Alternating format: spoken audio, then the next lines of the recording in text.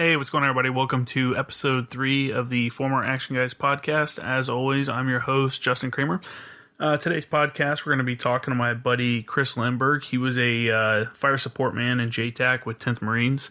He did a few deployments out there, or I think like 5. We'll talk about it in the podcast and the interview itself more. But him and I met at the Artillery Training School, or ATS. We were both assigned to 10th Marine Regiment in the JTAC platoon, and we taught the JTAC and JFO primer courses that Marines that are prospective JTACs or prospective Joint Fires Observers, they go through the primer course to ensure that they're ready for the formal school at EWTG PAC or LANT. So him and I would teach that class and certify that these guys were going to go and they weren't going to fail because there's a limited amount of seats and stuff like that. So that's where him and I met and everything like that.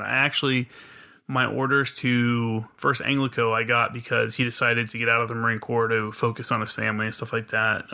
He was in as a JTAC, and you'll hear some of the stories, during the time that if you were in a JTAC during that time frame, you were always out the door, always gone, and there was just a lot of work to be done. So, but anyway, as always, if you have any questions or anything like that, hit me up at formeractionguyspodcast@gmail.com. That's the email.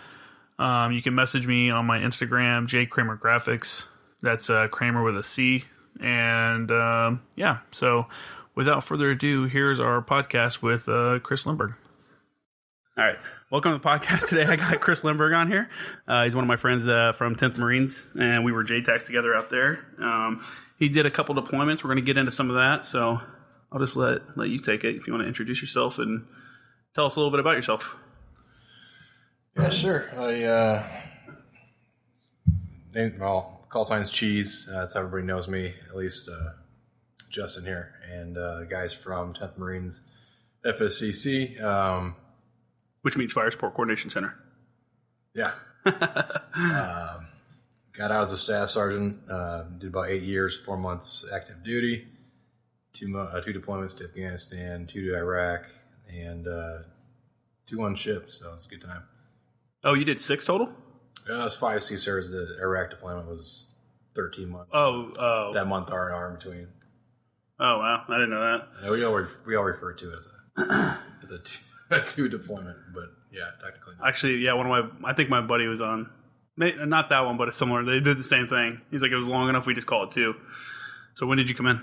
And where'd you go to boot camp? I came in, I think January, I was talking with Staff Sergeant Luke at the time, out of the RSS in Naperville, Illinois here. And entered the delayed entry program in February of 2006. And I was in boot camp about a month later. Not even. And I went to MCRD San Diego. I got to watch planes leave San Diego every day as we were just getting IT'd, our asses just chewed. And that's what everybody talks about San Diego. So I was Parris Island. Yeah. I don't know if you knew that, and I was a 3rd Battalion in Parris Island, so we didn't see anything. We were out by ourselves.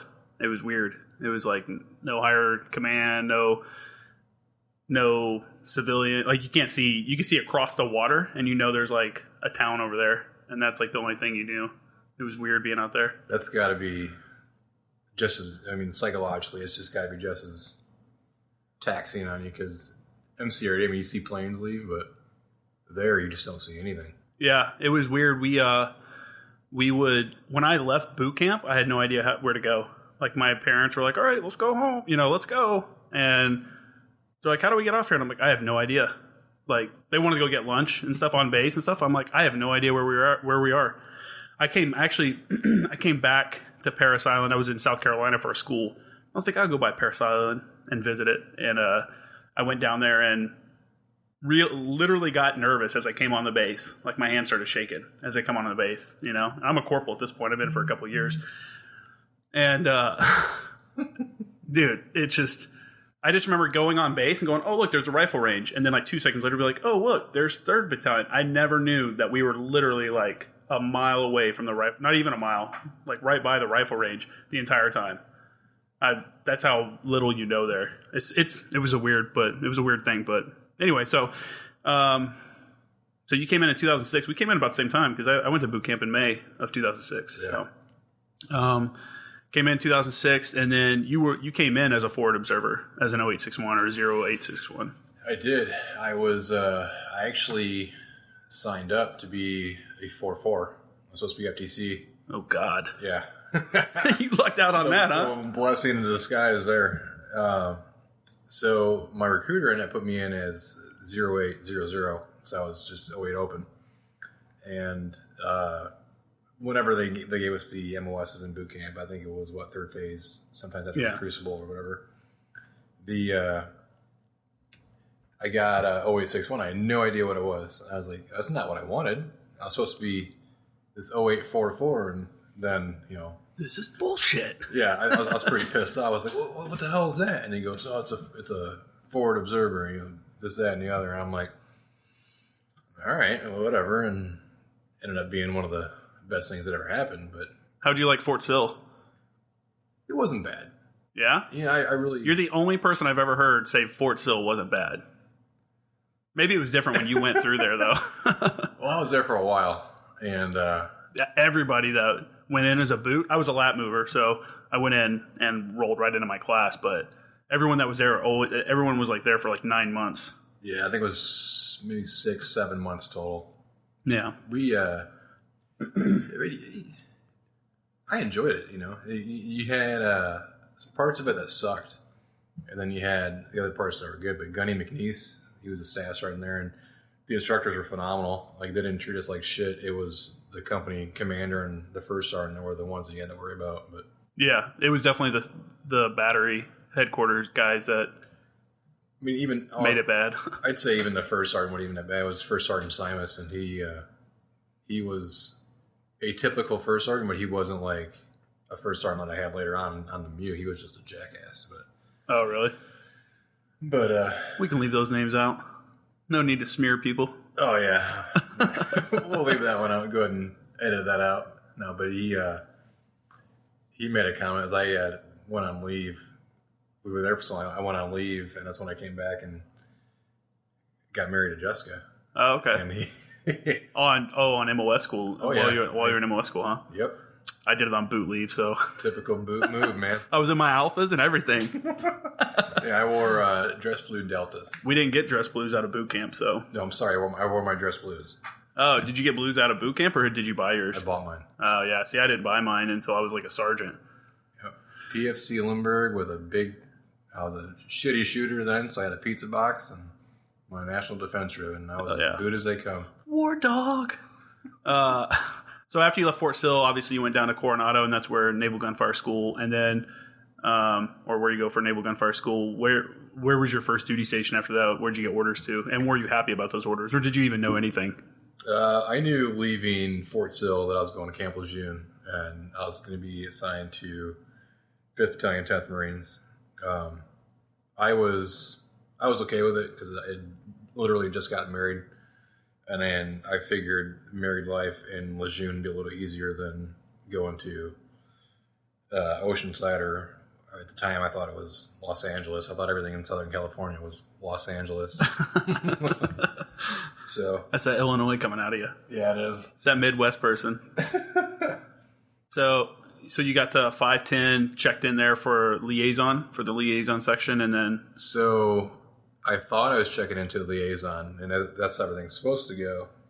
And I'm checking in, and the admin chief asked me if I like Iraq. And I'm like, well, I mean, we're fighting there, whatever, dude. Looks nice on TV, I guess. I don't know. And he goes, oh, good. He goes, because we're leaving in a couple of months for a year. And I go, what? And that was kind of like the first, hey, you're deploying soon. Welcome to the show. Yeah, welcome to the fleet. You're deploying soon. So she had a plan on moving down to North Carolina to be with me. That's the whole reason we got married pretty quick. Mm-hmm. And I said, hey, just pump the brakes. I'm leaving in 4 months for Iraq. I'll be over there for 12 to 13 months. Sucks, but at least I... welcome to the military lifestyle. Yeah, at least I nailed down that marriage pretty quick and kind of lock that up. But. So who'd you go to Iraq with the first time? Because generally, for those that don't know, as a forward observer at a liaison section, you don't normally deploy with your artillery unit. You get attached to like an infantry unit or another unit, and you're there to provide fire support for that unit overseas. So who was it that you got attached to? Or so in most cases, that would be what we did. But this was a civil affairs deployment. Okay. So we were still 10th Marines. So we were still 5th Battalion, 10th Marines, but we were a detachment. Each team was about 15 men, and it was all still under 5th Battalion, 10th Marines. And we were attached to kind of in support with kind of like we provided our own security. Excuse me. We provided our own security, but we were with 2-6 initially, and then they ripped out with 3-5 halfway through our deployment because they were on a 7-month rotation. We were civil affairs. Yeah, civil affairs, I think deployments always go for a year. Yeah. Year plus. What part of Iraq were you in? I was in Fallujah. And this was in 2007? This was March 07 through March 08, yeah. How was Fallujah at that time? A shithole. Yeah. It was still, I don't think it ever got nice. Fallujah, so the problem with Fallujah is I guess they have a little highway system that went in there, and all their trade was still being done through the, what river is that? Euphrates. And I think Vermati started getting built up, and Fallujah just kind of got left in whatever fucking century they were left in. Yeah. But yeah, we stayed at Camp Baharias right outside Camp Fallujah. It's right off of Route Michigan. It's that main highway that goes through Fallujah. Okay. I can't remember the name of the crossroad. That's the one that goes over the bridge. Are you talking about the Cloverleaf? That might be Fran in Michigan, now that I think about it, because Fran might be the one that goes through downtown and splits the city from the north and south. Okay. And then Michigan is the main highway. Okay. Yeah. The interstate. Okay. Yeah, I honestly know very little about it because I caught the tail end of Iraq. I was there in 2009, and I was on TQ like the entire time. It's funny because when I did my R&R, you go to TQ? Halfway through my deployment, we had to fly out through TQ, and if Chief Warrant Officer Townsley if you're listening to this, sir, just ignore this.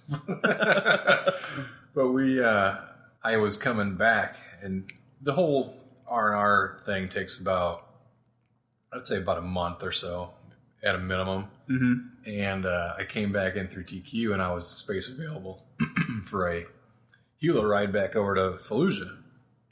So I'd show up late, couldn't get a spot, so I'd go back to the building and I'd go chill at the MWR. So you were working the system so you could hang out longer. I was not in any hurry to go back because I had constant communication. Yeah. Back home, Connor had just been born, and I was just enjoying the Air Force building and lifestyle over in Iraq, and it was awesome.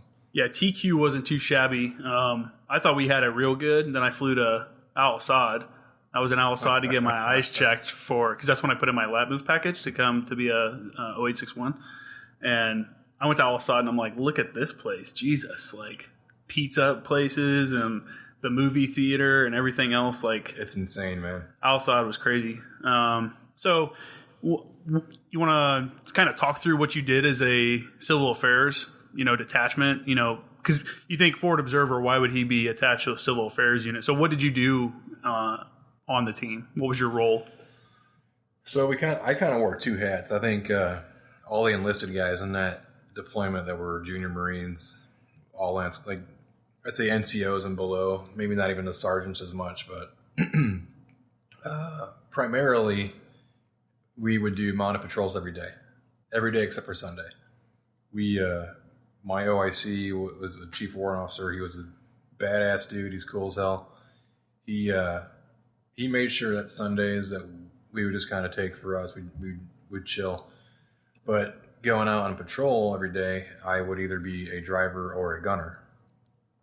And usually in the last Vic 4, we had 4 Humvees that we would take out, and I had a 50 cal. It was my job to maintain that 50 cal and be the gunner on whatever patrol we were doing, or I would be the driver. While we were not out, I was working with one of my corporals at the time, and I would kind of write the contracts for all the locals that we would hire to do these jobs that we would. Yeah, the different projects and stuff, building and stuff. We'd identify projects, so the OIC would work with the locals to identify needs for the city, and then he would kind of, I guess, write to put it in corporate terms, like the business plan or whatever. And then the contracting would just be that formal Excel document. It's a lot of plug and play bullshit. And we would just work on those and then take them to the locals and dispersing and push it through the process to get money and give these guys money to do shitty work. What do you think the most significant project you guys funded while you were there was?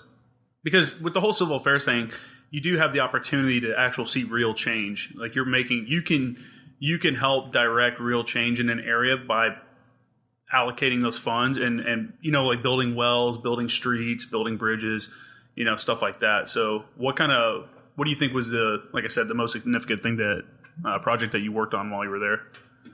So after 2-6 left, 3-5 took over as far as the infantry, the infantry battalion that was there to help with stuff. And with the new battalion commander and our OIC, with the help of one of the other teams, who we eventually, I know this is kind of a long-winded answer, so bear with me. No, go ahead. It's a podcast. We can go as long as we want. We ended up splitting. We had the entire city as our AO, and we had Fallujah, if you guys don't know, was just torn apart in 2004 during Phantom period. We got there 3 years later, and it was still just destroyed, literally destroyed. So 2-6 was there, and we were kind of working with them, doing all these small projects. The beneficial project was something we did with the command of 3-5, and it was called Operation Alja. I forget why they called it Operation Alja, but I actually got a book down there. It's called Fallujah Redo, and it's written by a couple of the commanders. But it's basically we contracted Jersey barriers to section off the city. I think Ramadi had done something similar, and we kind of copied the model from Ramadi.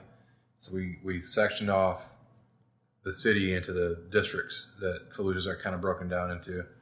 And then our job was to work with Intel and 3-5 to hire the locals to be Iraqi police in each one of these districts. So in each one of the districts, after we cordoned it off, each one had an ECP to go to the next one. And you had police for each district that you would hire with a precinct in each district. And each one is like, you're saying that you put these barriers up between the districts? So you're basically going through security every time you go through a different neighborhood? But yeah, basically every district or neighborhood, if you want to call it that, was barricaded off by Jersey barriers because they couldn't live with each other, and they couldn't live with each other. Well, maybe that's the case, but it kind of funneled down the terrorist activity, and it forced these police to work in that specific area and take ownership of that area. Yeah, really. I mean, I think it's more for them because they were just so fucking dumb to just stick to that district in that area. But yeah, because you know how they are. You start working with them, and then I didn't really work with the Iraqis that much, but I imagine they're. I don't know. I mean, were they similar to the Afghans? Do you think? I think the Afghans were a little bit more primitive, at least where we were. Yeah. Fallujah, I mean, it was pretty primitive, but not to that. It's still a city, though. It still had some technology. Well, at one point it did. Not after the Marines came through there, though. It did.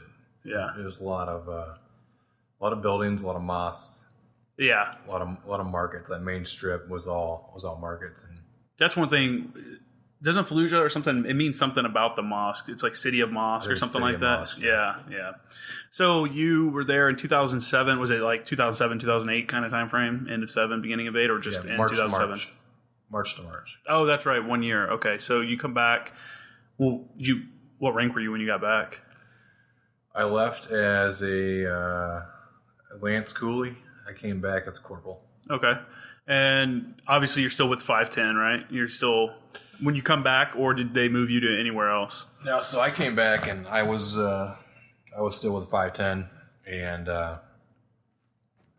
when I came back with 510, that part's kind of foggy. It's probably because it's the only time I really spent stateside on Camp Lejeune. It doesn't really stick out as much, but we 510 was, I think, at that point in that period where it was getting ready to be not decommissioned, but I understand where they're going to stand it down because they're just retire the colors or whatever. Yeah, they stood them down to maximize like personnel and stuff like that. They were slimming down some of the units. So I wasn't there for that long. And just typical 510 bullshit, Not really a whole lot of artillery stuff. We would do field ops, a lot of digital shoots where we'd set up right outside of our the FSCC building. I was always out of that building no matter what. Even if I was with 210, 310, 510, it doesn't matter. I was always out of that building. Yeah, up there with Mr. Mack, making sure comms up. You get the FATIDs up. Well, he was always down in the ATS. In ATS. Yeah, he was at ATS. But I was always in the FSCC building. Yeah, okay. So we would always set up the old COC tent before they got the Base X, and we would do digital comms with whoever was at the motor pool, kind of doing the FDC would hang out the motor pool, and they'd set up the FDC down there, and we would hang out at the FSCC and set up our tents with what are the OE antennas, right? Yeah, OE. And just running stupid drills, trying to get just the digital bullshit to work that never did. I'm sure it does now. Well, they're still working on it. Go figure. Digital is one of those things, man. It's just an ongoing issue. That's when the what's that tablet? That tablet, it's like the size of a freaking Bible. Oh, I know what you're talking about. For Call for Fire? Yeah, I forget what it's called. Yeah. That you would never carry around? No. Strike Link. The Strike Links. Yeah. It was like a big ruggedized tablet. If you want to call it that. It was so this thing was about the size of an iPad, first gen iPad, and it was about as thick as an encyclopedia. Yeah. It was ridiculous. And you had to use a stylus that never worked because it was always like 3 millimeters off from where you're pointing. Yeah. So that was when that first rolled out. And they were like, "Oh, we got to make digital fires work." So that was the coming back from civil affairs to stateside 510 to fleet work. That's what we were doing. It was just sitting there and doing that bullshit. So how long were you with 510 before your next deployment? And then who did you deploy with next? So that deployment, I came home in March. I was gone. Shit. Let me think. I got to think of when we came back. I was probably home this is probably the only time I was home for about a year, maybe. And I got attached to 3-2, best unit I've ever been with. I was with them for a couple of deployments.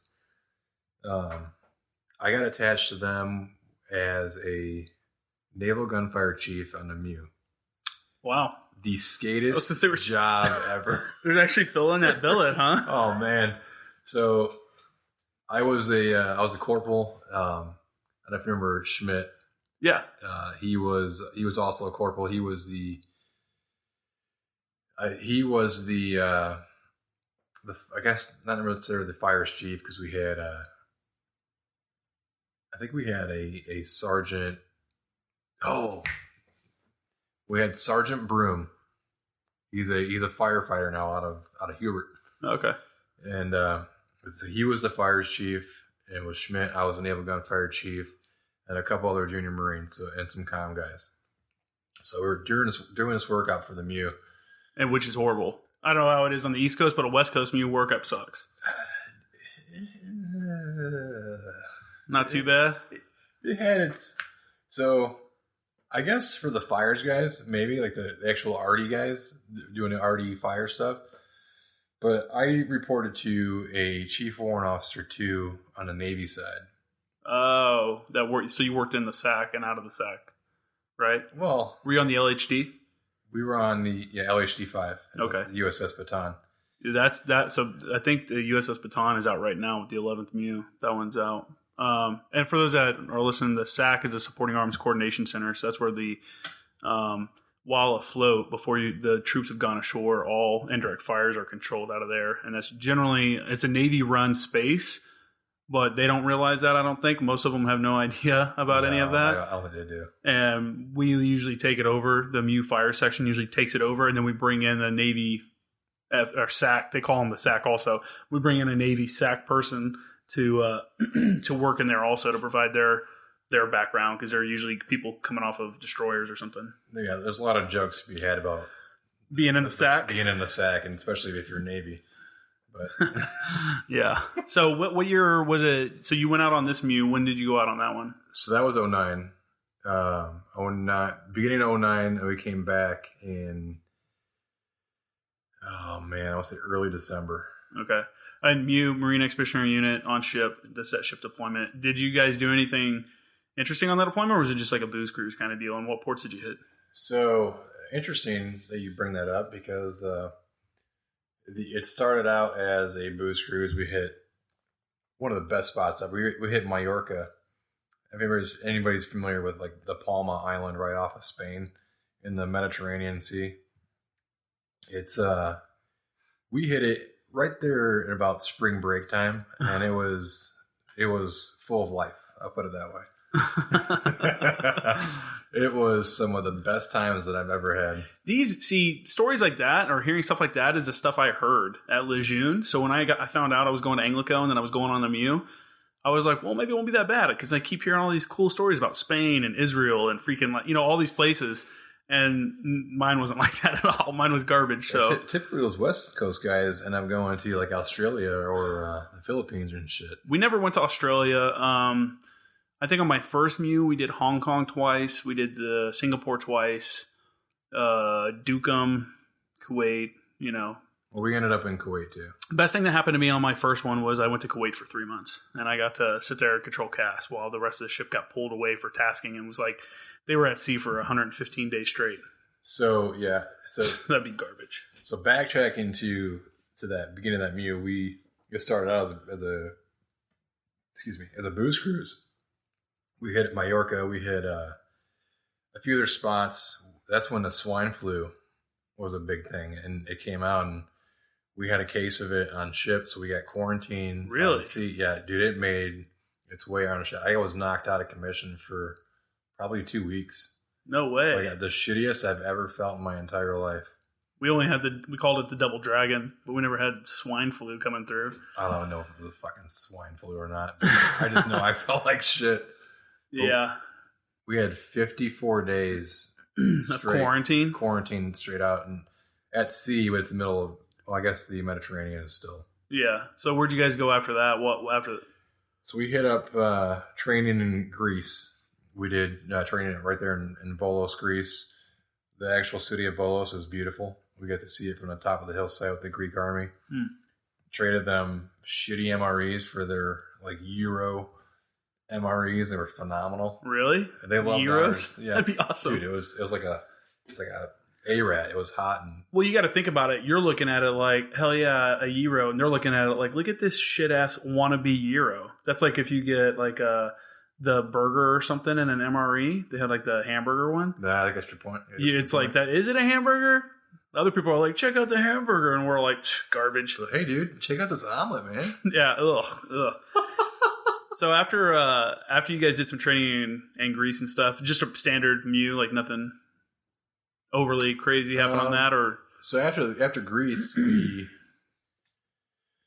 trying to think of when we hit Turkey. We hit Kuwait and Turkey.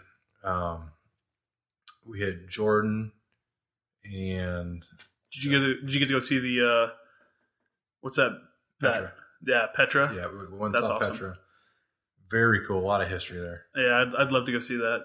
Jordan is one of the few Middle Eastern countries that is just beautiful to see.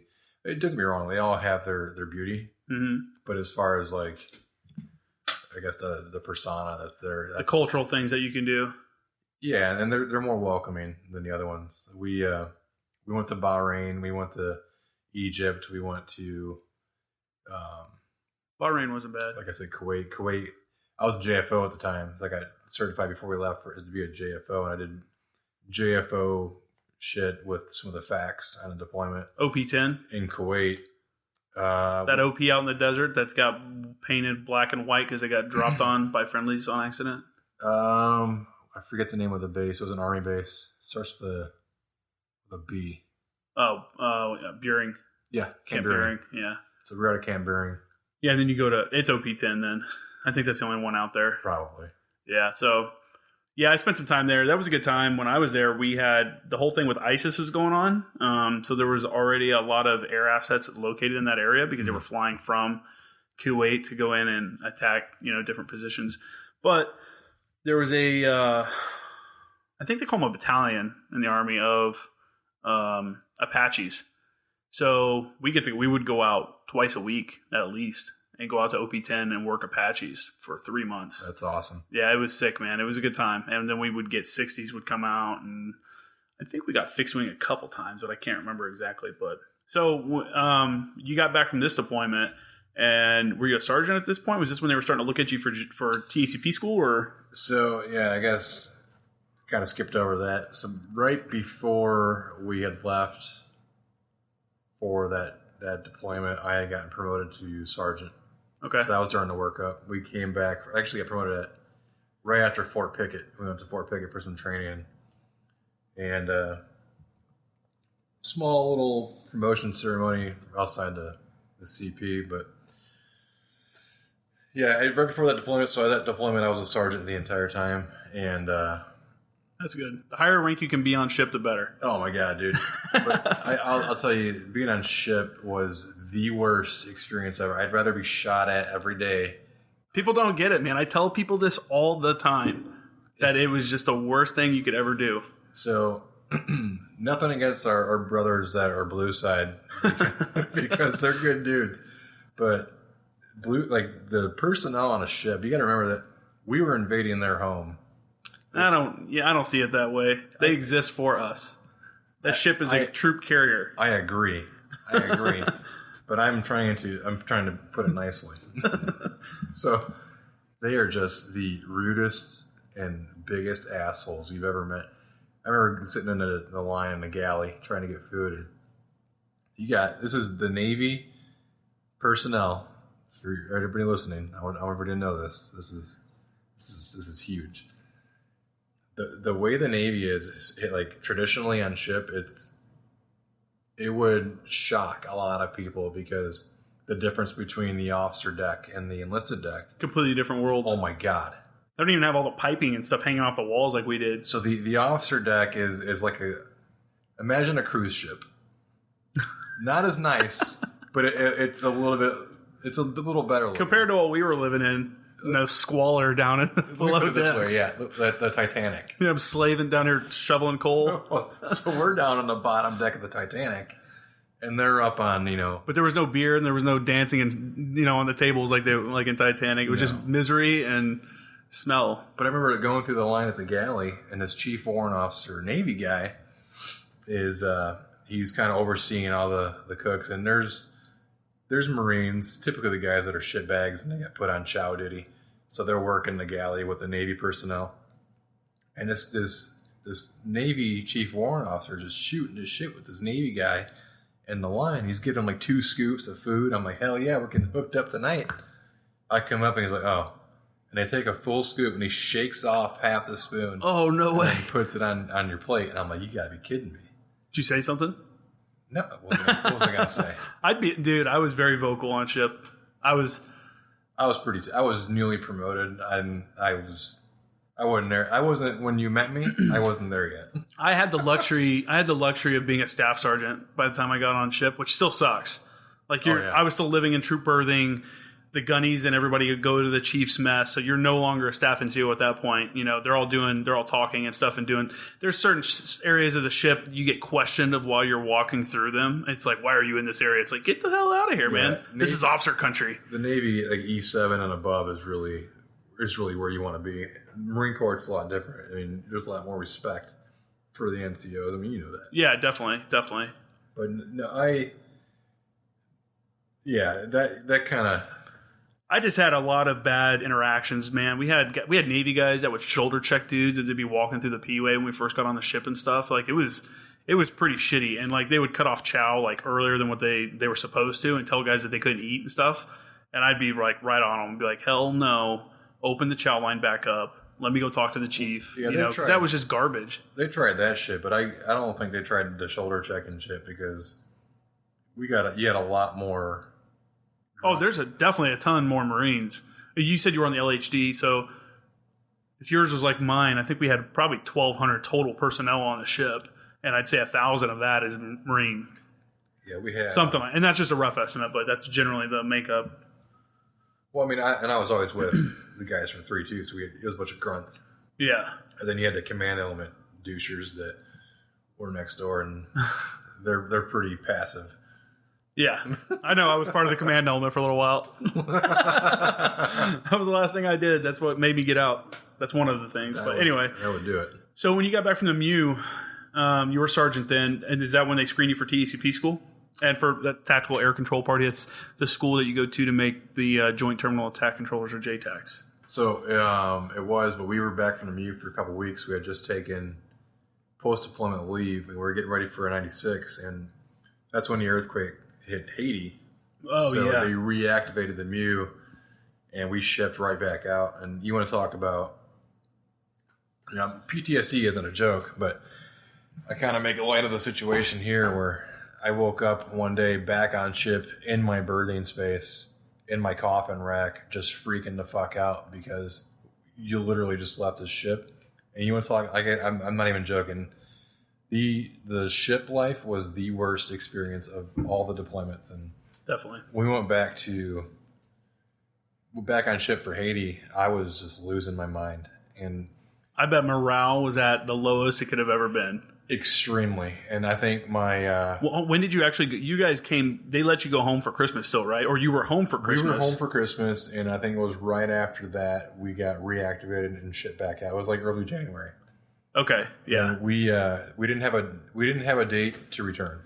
So yeah, for people listening that have never done a MEU or anything, what happens is when you come back from a deployment until the next MEU is finished their training and they have been certified that they're prepared to deploy, you remain part of the GRF or the Global Response Force. So if something happens, like an earthquake in Haiti that needs, whatever, they need assistance down there, whatever it is, you get called up. So even if you're back from deployment, you're on your leave. They called me after my second MEU. We were back. It was like a week, and my major called me, and he's like, "Hey, dude, we're getting recalled."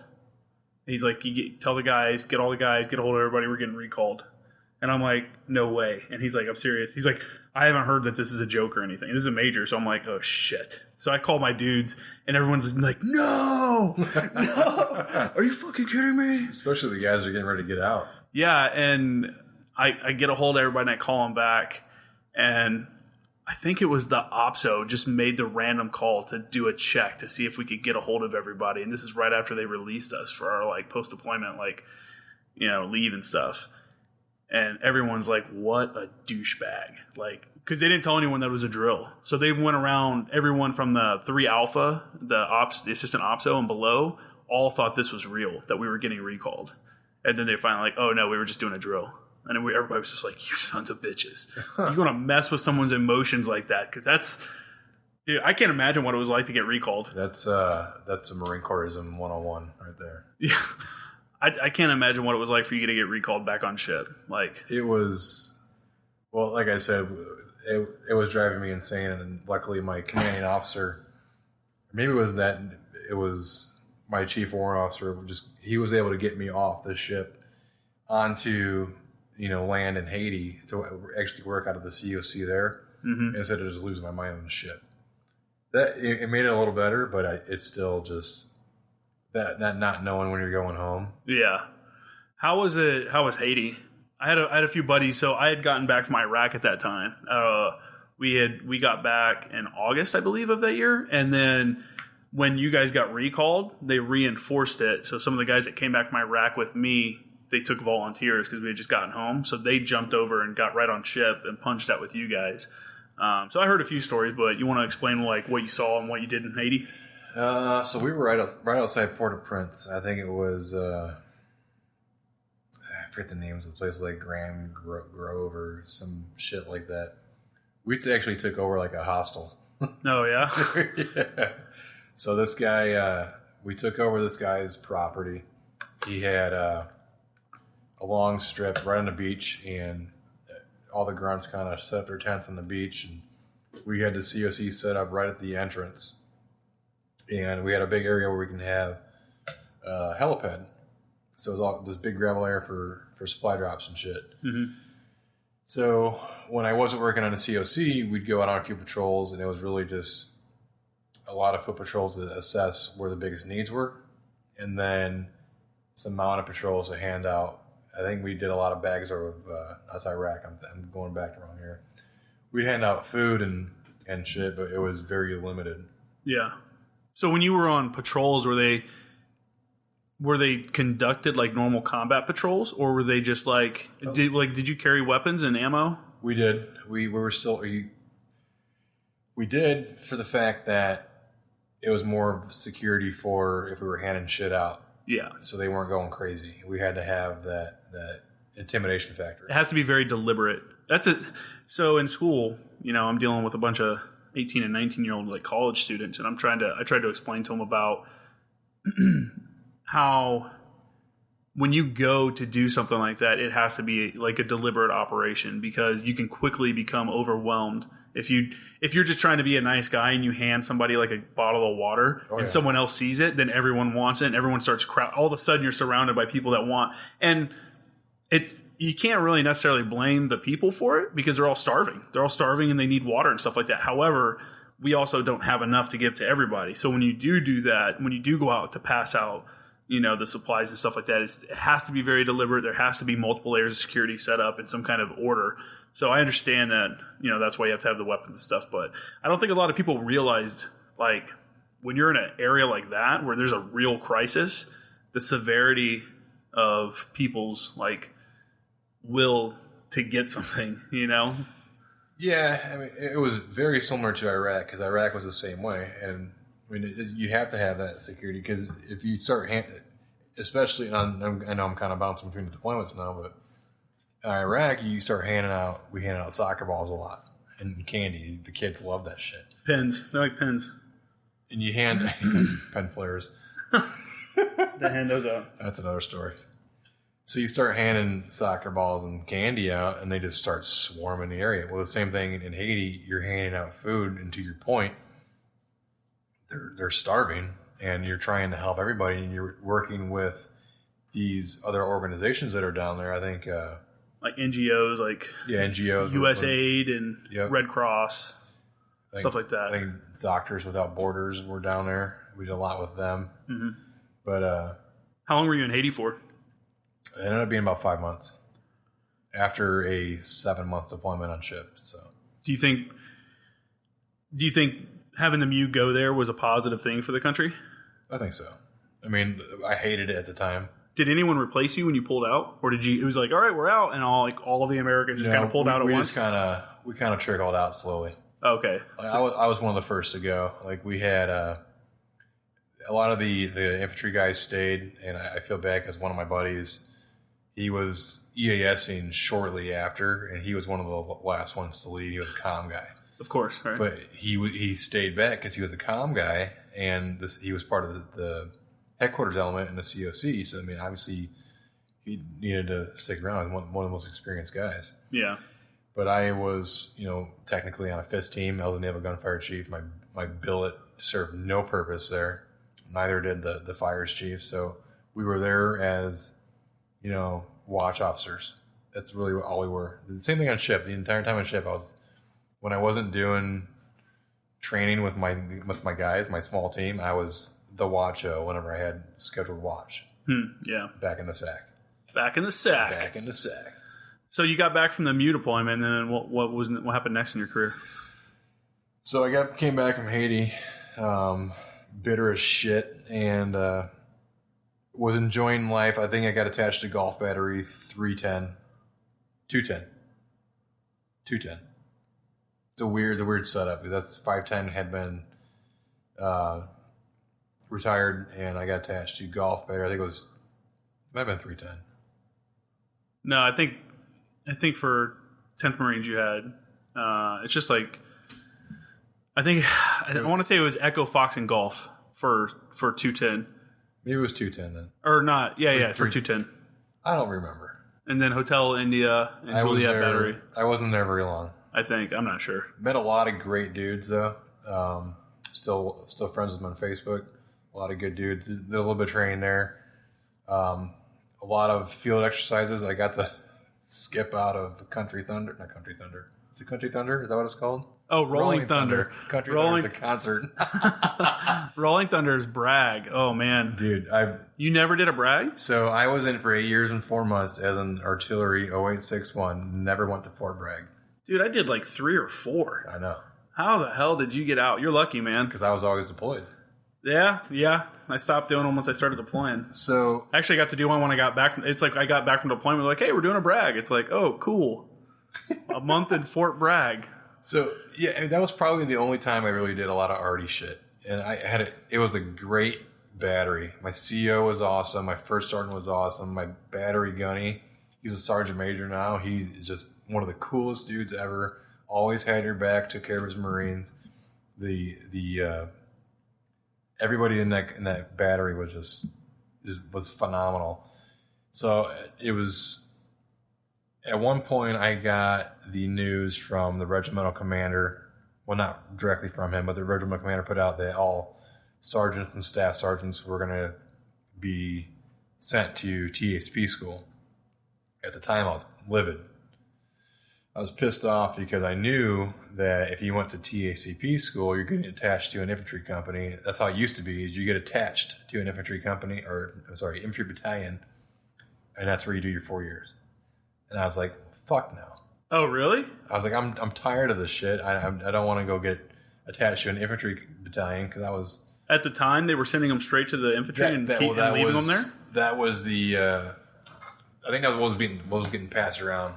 Oh, okay. And... when was this? Because this was probably, late 2009 or mid 2009 then? This is 2010. Oh, 2010? Yeah, okay. So were you in the first class of sergeants that went through TCP school? Because did you have Jason Qala in your class? No, so maybe I was a little after because he was the first class. He was killed before I went to school, or right after I came back from school. Yeah. So for those unaware, Jason Qala was a fire support man, 0861, and a JTAC, that 10th Marines, 210. One of the first dudes I met when I got to 10th Marines after my lab move. Super awesome guy. Total field Marine. First sergeants hated him, but I mean, he was a great FO. Good dude. He got killed in Marja in 2000. It was 2010. Because I was in MOS school because I had lab moved. Because I was at 10th Marine or 210 for 9 months before I went to MOS school. So I had to learn from him and like Delara and those dudes. And anyway, so I found out in MOS school when I came back from the Naval Gunfire Shootout on San Clemente Island. You know, you turn your phone on, you get 100 messages, and that unfortunately was one of them. But anyway, back to what we were talking about. So there you are, man. You're Sergeant Cheese Limberg heading out to TACP school. What did you expect, and how was it compared to what you thought it'd be? So I had an idea what it would be like because I was... You're already a JFO. I went to EWTG PAC for JFO course, so I knew what I was walking into. I honestly was like, I wanted to fail. The pre-course wasn't like it was when you and I taught it. It was a little bit less formal, and I was like, well, I was kind of half-assing it through there, and I ended up... I hated people like you. Dude, I ended up doing pretty good through the prelim course, and Schmidt ended up not making the cut. I guess he did something, and that's where he kind of got busted down. And I had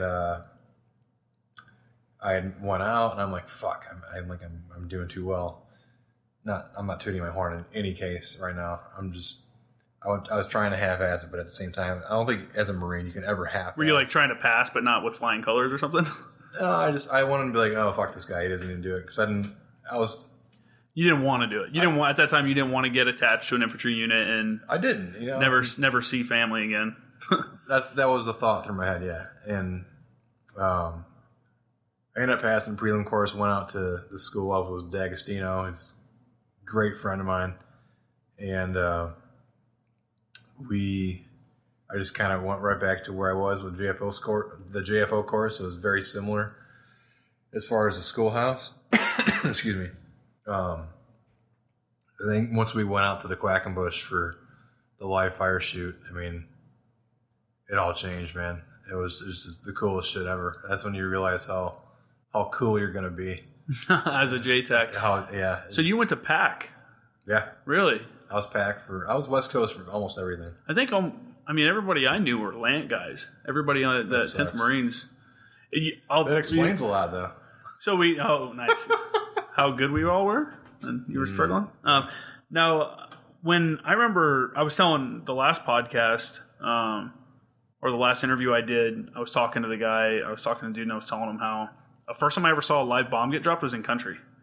Really? Because at Lant, you go to like BT-11, you go to Navy Dare, and those ranges only allowed SIM ordnance. So, or not SIM, but the dumb, like the, what is that called? The Mark 48, the 25-pound like concrete bomb or whatever. I forget the name. You know what I'm talking about. But so no live ordnance was allowed, and then I was on an advisor team, and then the advisor workup, there's no fires training. So yeah, PAC is cool because you go out to 29 Palms and you can drop whatever the fuck you want out there. I dropped napalm on some tires. Napalm does not stick to tires like it does to kids, apparently. Because I was a little disappointed. As the cadence says. Yeah. Yeah.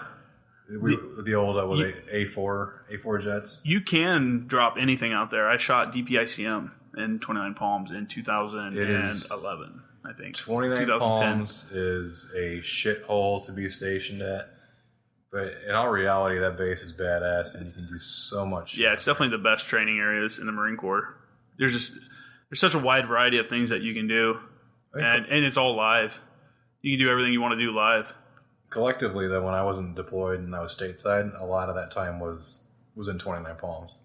So how soon after you went to TACP school did you find out, or did you get attached to somebody? So what happened after TACP school? So I came back, and they said... Okay, now we're recording it. So what was it... All right, how was it after TACP school? What did you have after that? Oh, so you were asking when... kind of where I was going as far as the unit I was going with. I think that's where I was going with that. Yeah, because normally you get... you finish TACP school, and... there's such a shortage of JTACs all the time that they usually they have a deployment lined up for you. So did you immediately go and check in to another unit, or? So they had asked me, I actually had the choice, and I forget who else was in line, but D'Agostino and I were both on the MU with 3-2. And the choices that came up for these infantry units were either 3-9 or 3-2. And I'm like, well, I already got relationships with guys with 3-2. Those are my brothers. I go, I want to go back to 3-2. So I got to, him and I went back to 3-2. He was attached to India Company. I was attached to weapons. And we went back to 3-2 for the workup for Afghanistan. And this was your first Afghan deployment, right? That's the first Afghan deployment. And 3-2's deployment, I remember this because I was in Afghanistan with 3-6 at the same time. I think about halfway through your guys' deployment, I showed up with 3-6 down at Marja.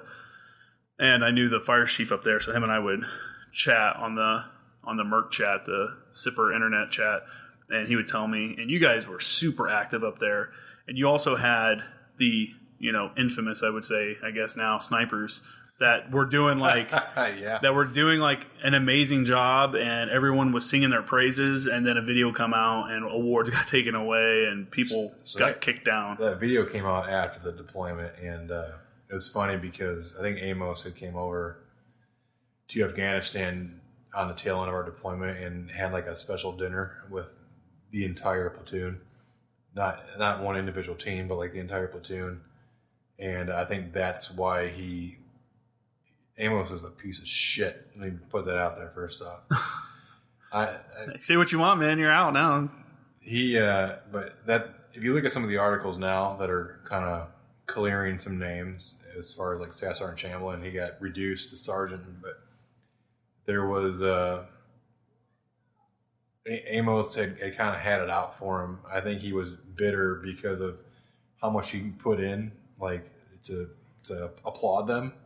And then he felt like, from what it looks like, I think he felt like they kind of spit in his face with this video that surfaced. You know what I mean? Yeah. So he wanted to kind of castrate him for it.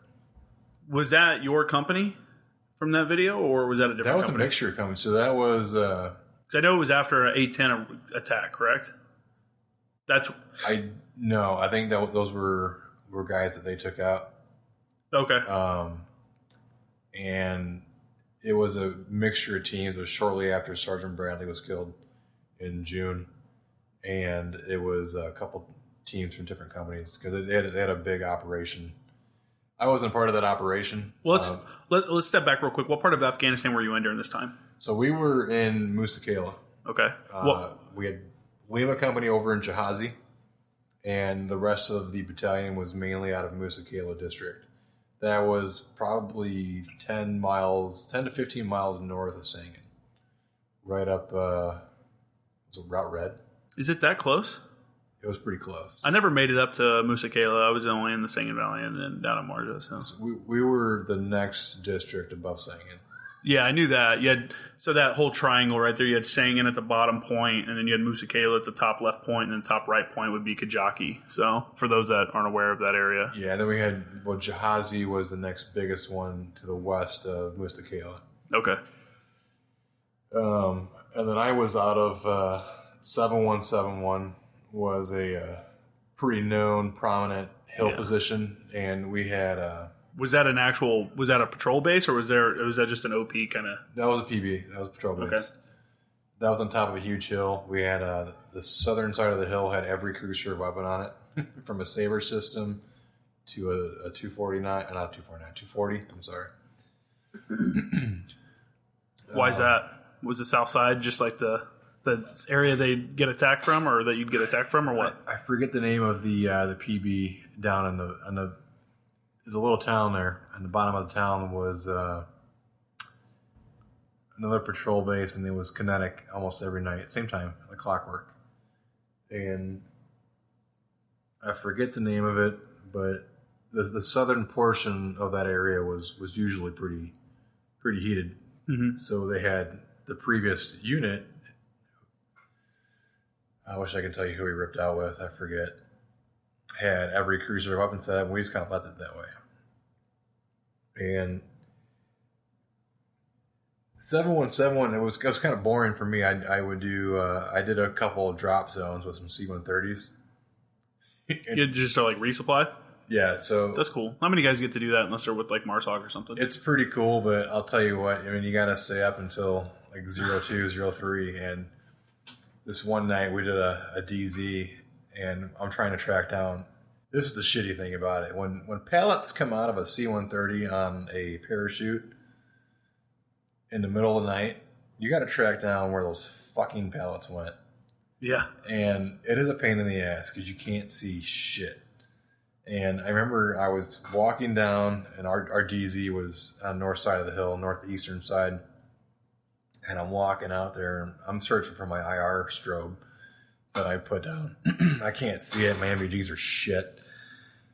And I realize that I'm alone. And I'm probably 200 yards away from my platoon that's out there with me gathering paddles of crap, and I start walking back, and I got my light on, and they start freaking out. How'd you get why were you alone? I just started wandering with my NVGs on, looking for my... just looking for the pallets and stuff? I was looking for my strobe. Oh, okay, gotcha. So I hear one of the guys go, "What the fuck is that? Who is that?" And then, they're starting to freak out. I'm following them to get shot by friendly fire. Stupidest moment ever. I pretty much put my hands up and was like, "It's me, it's Cheese." That's crazy. It was dumb, dude. How much JTAC work did you get done out there outside of like doing something like that, like resupply or your like the boring LZ briefs that you do for like when they come into the FOB at that patrol base? Yeah, or just in that deployment? Or no, on that deployment, yeah. So, you think? Well, okay. So let me better. Do you think you were utilized properly as a JTAC there, and do you think that what you learned in school prepared you for that deployment? I think throughout the deployment, I think everything you learned, I got a taste of a little bit of everything. The first part of it, I mean, I left 7171 as for a new operation. I got sent to Salam Bazaar as a new patrol base right after right before or during the spring offensive shit started.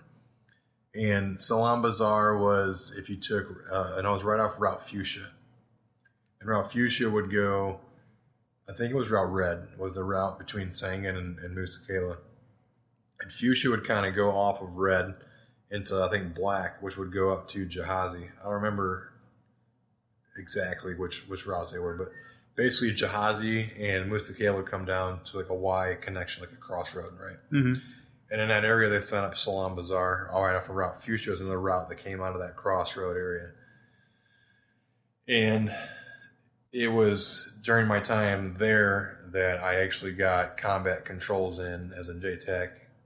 And, that was kind of where all the kinetic shit started happening. Medevacs, resupplies, a couple Type 2 controls. I got moved from there to Shirgazi, which was a little bit further south, east, closer to Sangin, but it was kind of a more built up area. Patrol base was a little bit. Wasn't Shirgazi a Georgian? It may have Georgian been at one time, but it was all U.S. when we were there. Okay, I think in 2013 they had turned it into.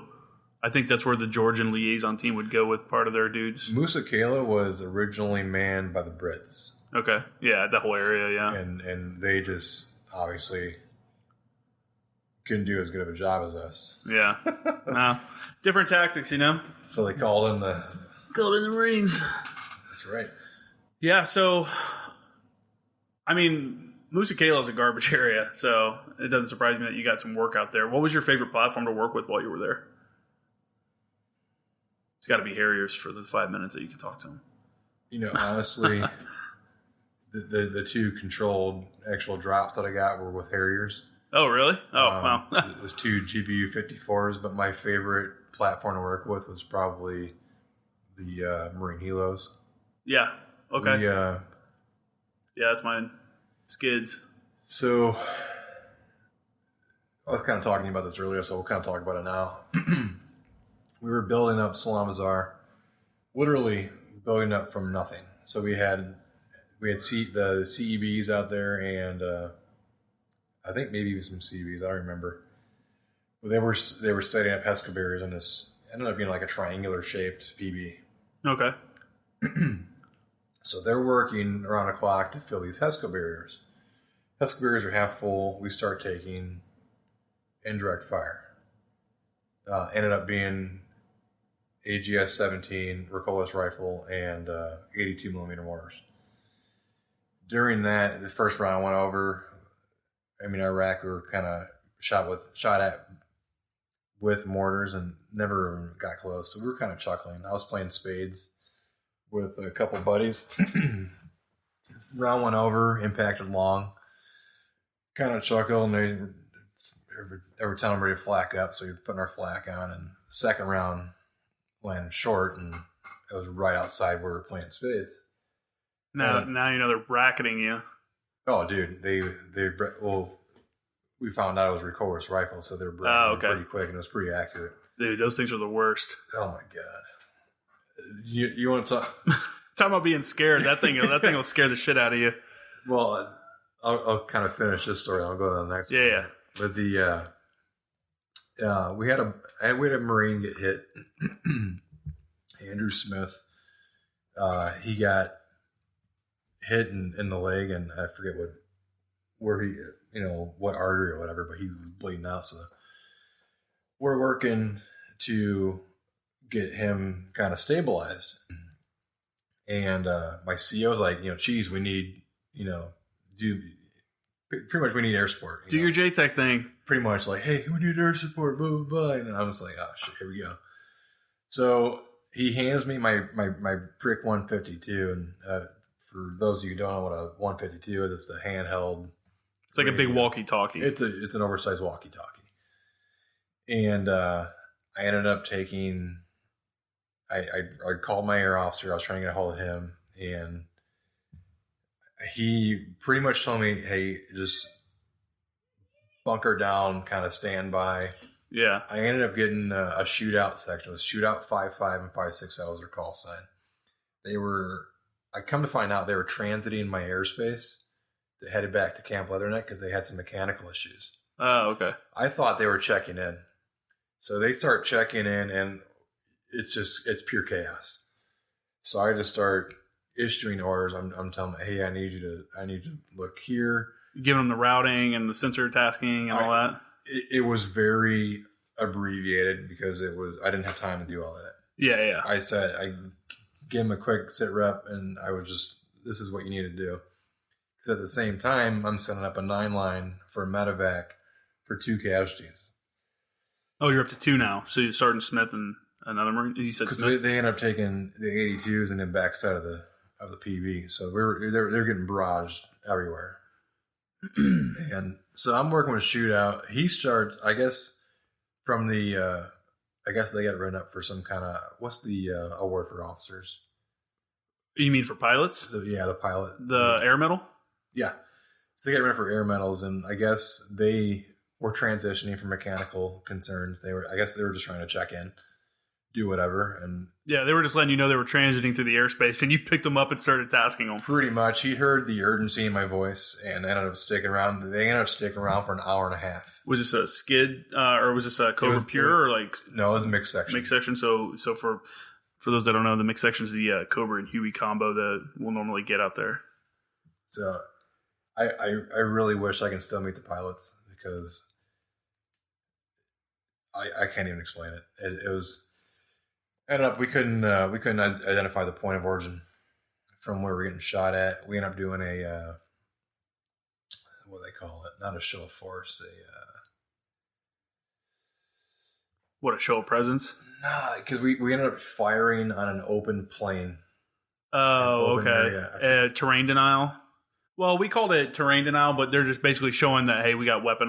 There's dudes here with weapons. Pretty much, we know what direction you're shooting from, and we shot an area where there was no life at all in that direction. Knowing that you could do it with live ordnance, yeah. Yeah. Okay.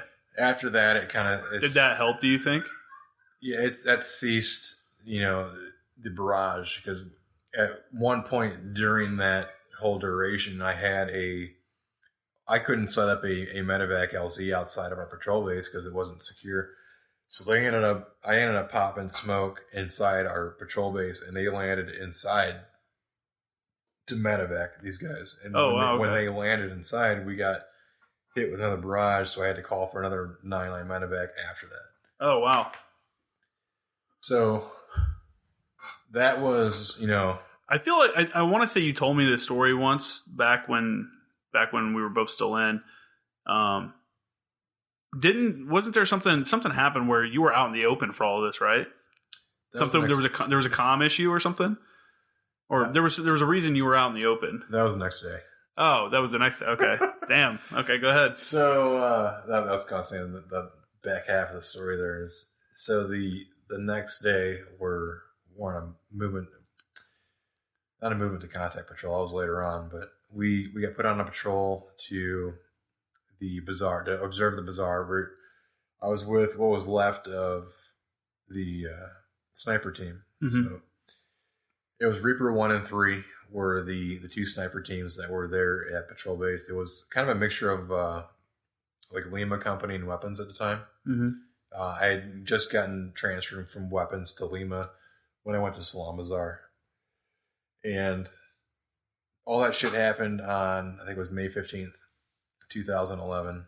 And the next day we went out with the remainder of the sniper team to a hide to observe the activity in Bazaar, because there were a lot of kind of weapons handoffs were happening. A lot of caches were there. And we get to this hide, for lack of a better term, because it wasn't much of a hide. I think we were compromised probably within 5 minutes.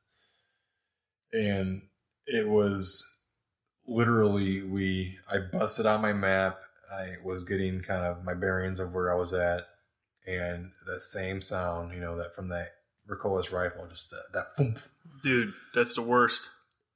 I'm not ashamed to say it. I literally said, fuck, and I curled up in the fetal position, and I waited for that round to impact, just hoping it wasn't near me. Jeez. I'm not even joking. What a shitty feeling. It was the scariest the most scared I've ever been in my entire life. I didn't even like it when our Afghans would shoot those back. Like, even them shooting it scared me. Just because the way Afghans handle those, like throwing the rounds around, feeling free, I don't know, man. It was super sketchy every time they did it. And I think that's what brought along most of my jumpiness after my deployment was waiting on the Afghans to shoot the SPG-9 was the recoilless rifle that they were using. Wow. So you didn't get hit. You're still here. So what happened? I didn't, no. So we start returning fire, and I'm, at this point, there's a couple murder holes in a wall where we're taking fire from. We had this cracks going right behind the wall behind us, and I just start returning fire in that direction, right? Because that's the only compound with murder holes in the wall. I know it's where they're at, so I'm shooting at this wall. I'm like, and they're like, "Where are you?" One of the guys was like, "Cheese, where are you shooting?" I go, "That compound right over here." It's I kind of told him there's holes in the wall. They're shooting from there. He goes, "Fuck yeah!" And we start laying some suppressing fire pretty much. So I get a guy over to. I'm at this point. I steal the air from Sunshine. He's a FAC up in. He was up in Jahazi. He was with Lima Company. He was the actual FAC for Lima Company. And I was kind of the bastard. I went to every company where I was needed. Yeah. Which is cool. It kind of sucks, but at the same time, it's also cool because you can see different stuff. Yeah, at the time, I was like, oh, fuck this, I'm not respected, blah, blah, blah. And were you like the most junior JTAC on the team? I was the lowest ranking. Yeah. Because DAG had gotten promoted to staff sergeant, and they were all captains. Yeah. So it's 3 captains, a staff sergeant, and me, I was sergeant. Yeah. So that's pretty much what it was. It ended up being cool because I got the cool shit. So yeah, well, it's all how you look at it. Some people would prefer not to get shot at with SPG-9s and everything else. Well, yeah, I mean, and so on that patrol, we located a spotter. So, did you guys declare a TIC? You said you stole the air from Sunshine. Well, did you declare a TIC or troops in contact? He had scheduled air, and I radioed. I was able to reach the air because I couldn't reach him.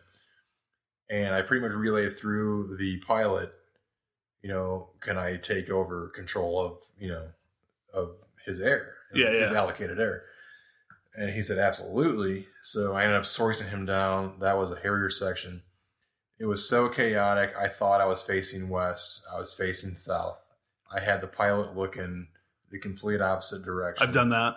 I did that one time. Same kind of thing. It was like high intensity moment, and you're talking the wrong way. Yeah. We were actively in a firefight. I'm engaging.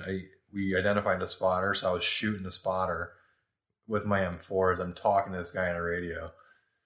So I'm trying to do 3 things at once, and it's just I'm done. I don't want to be here. Pretty much, dude.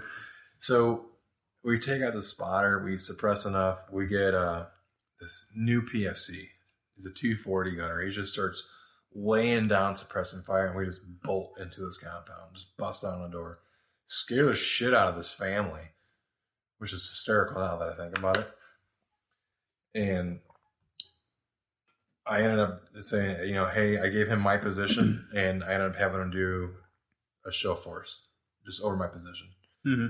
And everybody always talked about, that feeling when you do a show of force over a friendly position or for friendlies, how they're like, they like it because it eases whatever. And when this Harrier came over, and it felt like he was about 20 feet off the ground, I can't explain the amount of weight that was lifted off of my shoulders. Yeah, it's a good feeling. It's a good reassurance that, you're not alone in the fight. And those dudes, the standard was like 400 feet and 400 knots, but I don't think they always followed their own guidelines. A lot lower than that, man. And then they pop flares on their way out. He came down, and as he passed and elevated back up, I just remember that I knew everything was fine, and just all that tension was gone. It stopped the fire. We were to wait for Kilo Raf to show up when we got out of that compound, but it was just. Were you able to identify any of the fighters with the Harriers? Not that day. No. Okay. So that's and I ended up. I was talking to him, and I got into the Mat V, and I ended up losing comm with him, and that's pretty much where my communication with him stopped. I ended up meeting him during Bold Alligator. Oh, really? You actually got to meet the pilot that was you were working with? I worked with him in an exercise when we got back. But that's awesome. Because he was talking about it, and I was like, oh, no shit. I go, I kind of explained something, and I go, yeah, I was your JTAC. And so it's cool to meet one of the pilots there. Yeah, definitely, man. Anytime that you can link up with those guys and put a name to a face, or a face to a name and stuff, or a call sign in your case, it's good. I went to, I made it a point on my 2013 deployment when we got to Leatherneck, me and Mike Corman, we went down to the flight line and introduced ourselves to the skid section and the medevac teams that were down there. Just because I was like, I want them to know when Siege 2-2 is calling, they know who I am. And it's like, Better come help me, bro. We met, we talked. So on the end of that deployment, we did that. And one of the best compliments I got from some of the pilots were, wow, I didn't realize you were an enlisted guy. I was like, oh, thanks, man. Dirty enlisted scum. You have a nice voice. You couldn't be enlisted. I couldn't believe it. Yeah, he goes, I thought you were a FAC. And I go, no. So real quick, for those that don't know the difference, a FAC is a forward air controller. And the only difference between them and a JTAC, the Joint Terminal Attack Controller, is that the FAC is a pilot. They come from the ACE, the air side, and they get JTAC qualified, but they're designated as a FAC. And generally, if you get a FAC that comes from a shooter platform, like your skid guys or your Harrier guys or F-18s, they've been so involved in CAS that they're very well read into it, and they understand it. So when it's easier for them to transition to the ground side as a FAC and control air from the ground because they understand it and they've been on the other side of the radio. Whereas your non-shooter platforms, your 53, your Osprey, stuff like that, sometimes your FACs are hit and miss because they have no idea about close air support. It's not something that they really practice because they're utility aircraft. They're not aircraft for attack. So, But yeah. Anyway, sorry. Go ahead. I just want to clear that up. Pilots that were the EVABs, the intruders. Oh, really? So one of them was my arrow was a F-18 pilot. Yeah. And the other two captains were the intruders, the electronic jammers, I guess, for lack of a better term. Yeah, those are gone now. Yeah. Now it's we no longer have the Growler, which is what it was. Maybe that's what it was, the Growler. Or was it Prowler? Prowler. It was the Prowler, and now the F-18, there's a variant of the F-18 that took over, and it's called the Growler. I'm almost certain that's correct. It's basically no weapons, but it's the same thing. It has all the radar and all the electronic wizardry that we won't talk about on here. It's correct if you say it confidently enough. It's got to be a growler then. So, but whatever. It's a growler. Obviously. So, like I said before, man, I remember I was with 3-6. I was down in Marja, and we were doing some of our own work, but nowhere to the extent that you guys were. I remember talking with Merck, chatting with Delara, the fire chief up there with 3-2, and I remember him saying, like, hey, hold on just a second. And I wait. I'm just sitting there, and like 10 minutes later, he comes back on. He's like, sorry, I just had to do an XCal mission real quick. And I'm just like, man, I get like one a month. I'm like, man, screw you, dude. Like, you're up here shooting stuff all the time. And he gave me one of the kill counts for one operation. Like, he was like, yeah, snipers had this many kills, air had this many, arty had this many. And I was like, damn, that's a lot for the entire deployment. And he was just like, no, that was just one op. And I was like, Jesus, like, what are you guys doing up there? I think mine coming back ended up being 24. They were talking, I mean, it was just crazy. Compared to what we were doing in Marja, because, you know, I was down in Marja with 3-6 after the push. I was there on their next deployment. Right. So it had settled down a little bit.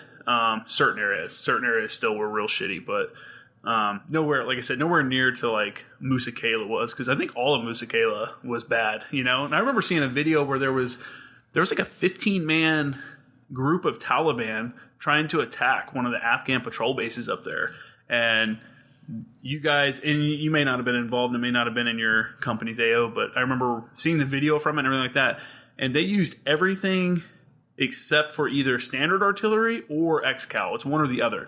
So they shot HIMARS, they had CAS come in, and they shot either standard artillery or XCal. Because Delara told me, he's like, yeah, I really wanted to get every asset and shoot everything.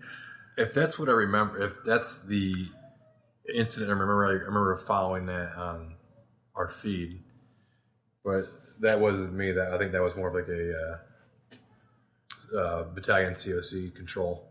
Yeah, I imagine it was. I think it was I think the base that was getting attacked was an Afghan, like an AUP station or something like that. And yeah, you're right. I think they did control it from the COC, from what I remember. So I ended up getting a few more controls out of it. I ended up working with on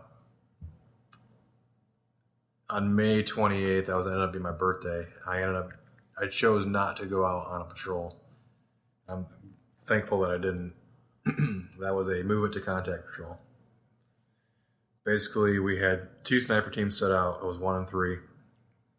They were sent up. We had JFOs in both, and we sent a patrol out to draw out enemy contact, pretty much.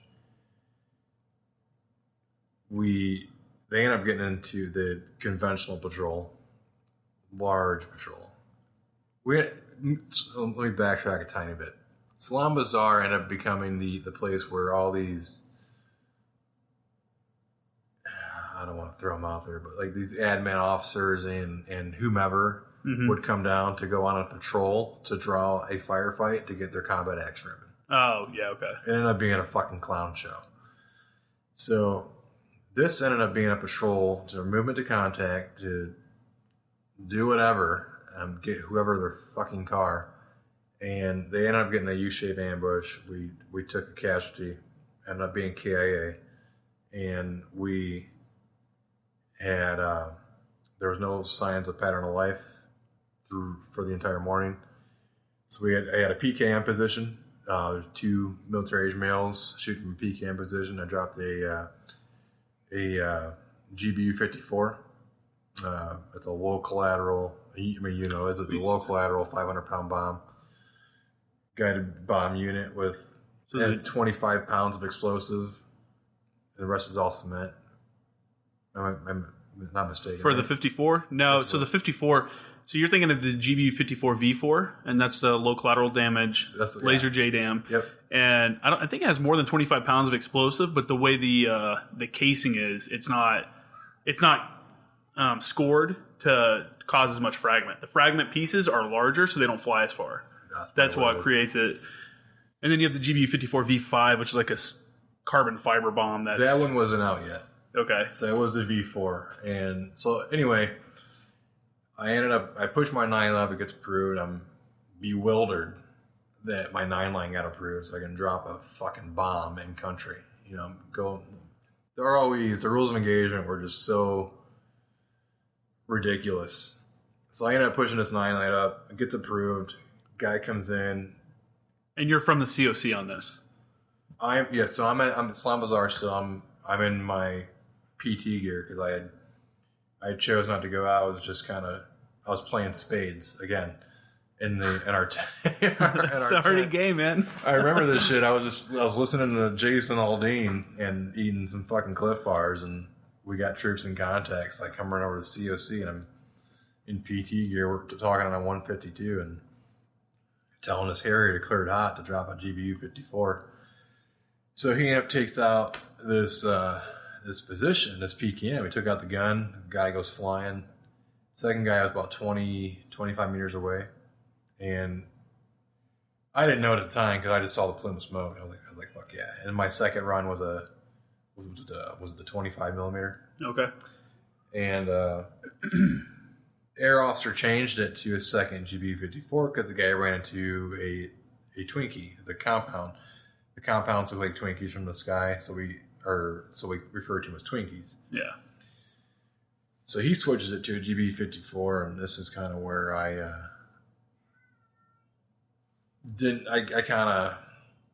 throw it out there now because it is what it is. But I had broken comms, and I thought he was coming in with a gun run. So when he came in on the final attack heading, I gave him the cleared hot, expecting a gun, and he dropped the second GBU-54. The explosion was just 10 times bigger, and I was just like, oh fuck. 10 times bigger than what you expected, or 10 times bigger? I expected. Okay. And I was expecting a gun, and I caught on the tail end that the air officer had switched it to a second GBU-54. I was like, oh shit. So ended up being it took that guy out and more. There was some collateral damage there, but that was the first combat drop, and it sucked that it ended up having collateral damage attached to it. But we had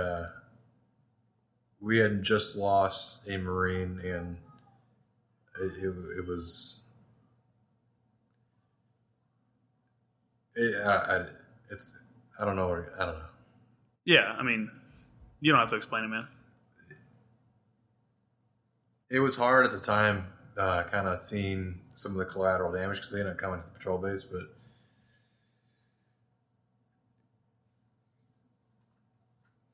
I wasn't ready to take any more Marine casualties, and we just had to kind of put an end to it. So, but at the time, do you want to expand on the collateral damage at all, or just leave it as it is?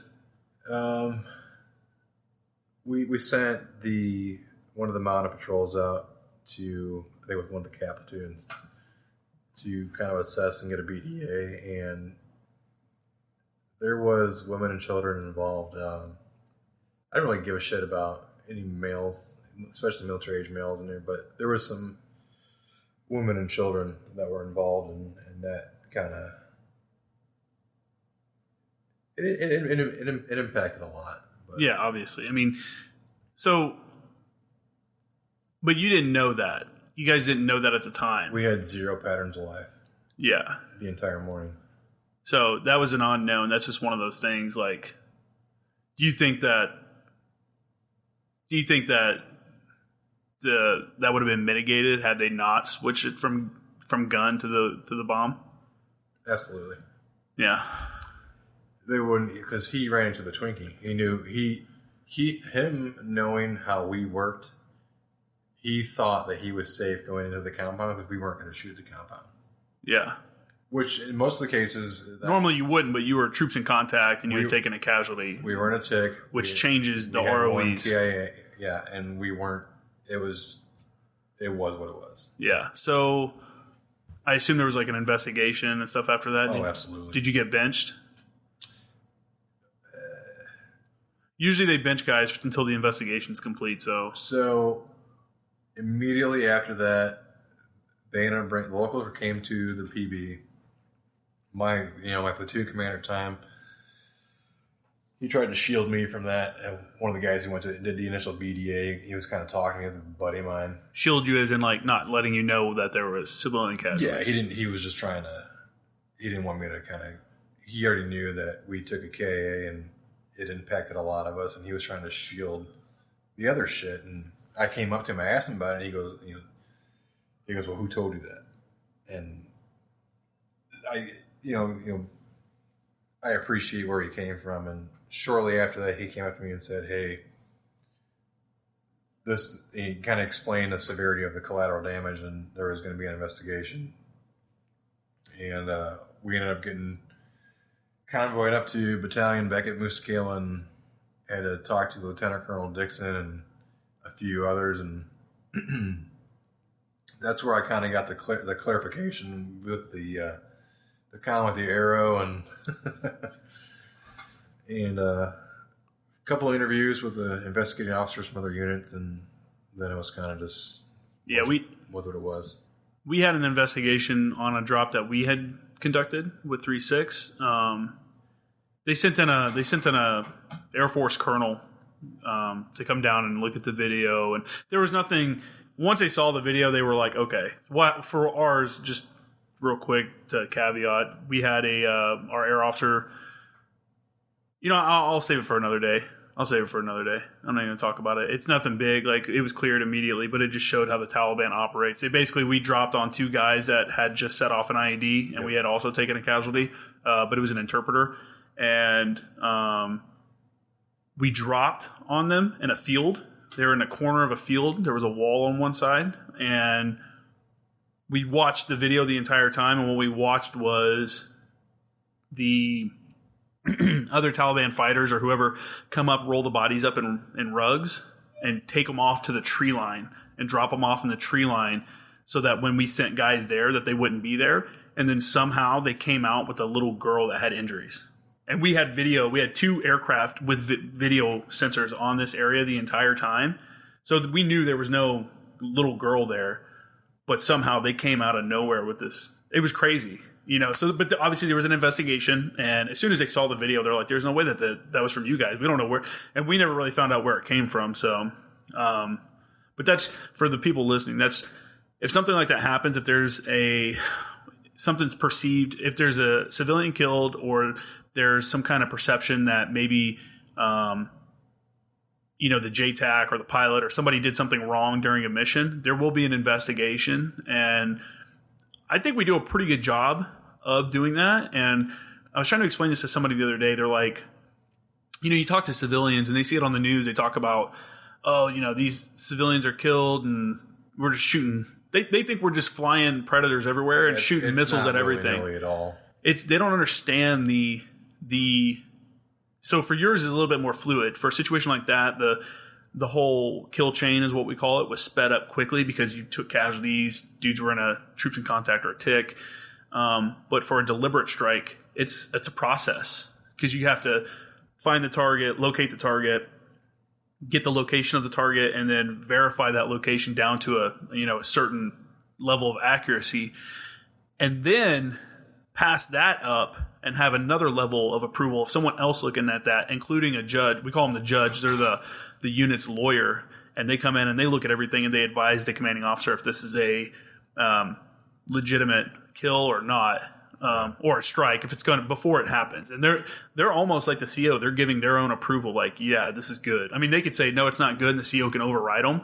But now they're going against the guidance of their legal counsel. But this whole thing was through a Type 2 with a JFO. So my JFO was in that sniper team observing, and he ended up correlating that Harrier onto the target, and I just gave the cleared hot. Like, I put up the 9 line, I give the cleared hot. Yeah, your standard Type 2 with JFO. That's awesome, actually. Well, not the civilian casualties, but the workflow. Yeah, the workflow, because a lot of times we teach guys to be JFOs, but in country, they never actually get to do a lot of JFO work. Unless their JTAC is a cool dude, and they, like, make sure to... Which was the case here. Try to hook them out. Oh, yeah, cool guy. So... we got investigated. I got investigated. Well, we got investigated. I ended up getting. They wouldn't let me go out on patrols anymore. We ended up getting I went on a few patrols after that, and it was getting too kinetic, and I guess being an asset to the battalion, they didn't want me to step in an IED or get shot. Yeah. So I ended up getting restricted to, I won't even say restricted. They wanted me to keep me in the COC. Yeah, because you can control all the airspace in the AO rather than just a piece that you're currently working in. And they moved me from a primitive PB like Salam Bazaar over to Shergazi at that point, and that's where I was back with Weapons Company, like the headquarters part of Weapons Company. Now, I was with the 81s and kind of shifted around, and I was with Weapons Company again, and I had video scouts, I had Merc Chat, I had everything you wanted as a JTAC in a centralized position. Yeah. And that's where I had more control throughout the deployment, but it was I had a couple more. I had an A10 control. Nice. On a tree line, and then I ended up passing a control to a FAC A. Oh, okay. For another. What a nice guy, giving the control over to the aircraft. Dude, we had guys that were planting IEDs in one of the routes, and I couldn't do it on my side, and he had better essay. I can tell he had kind of better situational awareness of what's going on. Yeah. So I just passed control to him, and we ended up running Gal 12 through one of the dudes, and we had to go. We sent the team out to grab assess the other guy, and he was found alive, so they brought him back. Oh, no way. I won't go into that part, but it's weird how when you actually see the actual effects of weapons and how sometimes they're not as effective as you would think they are. We had quite a few guys get hit by hellfires and live. Quite a few. And I watched a guy, Alpha 19 was, I think it was Alpha 19, I can't remember. Whoever it was next to us was doing a control, and we could see their feed. And they dropped 2 GBU-54 V4s on these two guys. The first one hit, and it looked like a direct hit. And we're like, oh, like it hit. And we're like, oh, shit, got him. And then as it, you know how it blacks out because it's IR, it was nighttime. Yep. When it came back to where you see these two dudes get up and run off. And they and come back around. They drop a second GBU-54, kills one of the dudes. The second guy crawls off. He crawls away. He lived through a second one, and we never found him. Well, I mean, that's... Excuse me, the case in point with what I was just talking about. That one hit the dude in the PCAM position, not 20 meters away. Yeah. This dude obviously stunned, and he just runs into the Twinkie. But that one I passed control to the FAC A, we ended up shooting him with... We shot the one guy through the Gal with the Gal 12. That's a chain gun for civilians that are listening. A minigun, whatever. Cuts the dude in half. The second guy, we're shooting flechette rounds at him in conjunction with whatever the fuck else they shot. I don't remember. I just remember the dude took a flechette round. One of the nails just went through his leg, so his leg was intact. But when they found him, he was still alive and drugged up on whatever the hell he was on. He came in, his leg was fucking jello. Oh, really? Man. It was gnarly. It was kind of gnarly, but... So, for those that don't know, the flechette round is a rocket. They use it in the 2. Do they have them in 5-inch rockets? It was a 5. Yeah, I think it was a 5-inch rocket. Was it? Usually it's 2.75 inch. Either way, that's what it was. I'm sorry. Yeah, 2.75 inch rocket, and there's like 100. Your weapon's better than me. I've been out less time. I've only been out for a year. You've been out for how long now? About 5 years. Yeah, jeez, I can't believe it's been that long. Yeah. That's crazy. You getting out, though, got me my orders to Anglico, so I took your orders. But anyway, the flechette round is basically a rocket, a 2.75-inch rocket packed with like over 100. They're basically like 16 penny nails, if you've ever done any kind of construction. They're like heavy nails, but they're darts. But they're about that size of a 16 penny nail if you can. So imagine a rocket firing at you, and then at a certain height of burst, it pops and it shoots all these nails out. And they were really effective. I think they started using them in Vietnam first, but they're really effective for anti-personnel. And obviously, you proved that to be true. We watched him in our feed. So I had we call them hammer and nails, HE and flechette, hammer and nails. I think I had a Reaper overhead. What's the other one? MQ-10? You have the MQ-9, which is the Reaper, and then you have the MQ-6, I think, is the Predator. Predator. No. Predators and Reapers were basically all you had. It was whichever one had a single round on it. So, That's a Predator, yeah. So we had him overhead, and he was kind of monitoring. He followed a guy in IR, and he went into a compound. He just laying there, and slowly the IR faded out. So we thought this dude was dead because he just got cold. And we sent the cat team out. They found him, and dude was still alive. And I was like, "You got to be fucking kidding me!" I was pissed because it was 03 in the morning, and I was supposed to be sleeping, and we had all this shit going on because dudes were planting IEDs, and he ended up coming back to the patrol base. We had to provide medical aid, and I had to provide an LZ for fucking medevac and get him out of there. We had I had a HIMARS strike and 2 rockets. I got to do a repeat. I actually did a voice too. I did HIMARS via voice because my Merc chat went down, and I had a satellite radio. So I called Dwyer and got my goalpost hot, and then called Leatherneck and did the entire call for fire voice. And awesome. The first round hit. There was 3 guys. The first round hit, and it was just like devastating. You know, one of them lived. He was up stumbling around. You could kind of see him stumbling around. He tried to pick up one of the other dudes, and he fell over. And he started walking towards his compound, and he started coming back. And then I think it was my opso was like, "Hey, can you do that again?" And I'm like, "Yeah." So I was like, "Repeat target number, blah blah blah blah blah." And they can you do that again? Yeah. Yes, sir. I can. So I shoot I send the repeat. Data comes back up, and we're watching this guy, and this guy starts walking away because it takes a minute from the time you say repeat and you actually get the shot. So this guy starts walking away from the target area, and you can see in the IR it looks like his stomach is open. Like it looks like he's got a cut. I mean, it's obviously not clear, but it's what it looked like through the heat. But it looked like his front was open, and you could see stuff falling out, which is pretty gross. But so I get the shot call from HIMARS, like, "Hey, shot target number, da da da da." And right when they sent shot, the regiment was like, "Hey, check fire target number, whatever." You know, individuals moving out of the area, and they're like, "Dude, rockets in the air." So we're watching. We're like, "Shit, we don't even know if it's going to hit him." Hits, screen whites out. You know, comes back, and you just see chunks of stuff flying around, probably parts of him and parts of mud and stuff. But anyway, what I'm getting around to was that when the guys were going down to do the boots on the ground BDA to actually see to collect the bodies and get the intel and stuff like that, there was an individual that lived and had gone into a farmhouse. And when they found him, his chest was opened up, and they said they could see his lungs and he was still alive.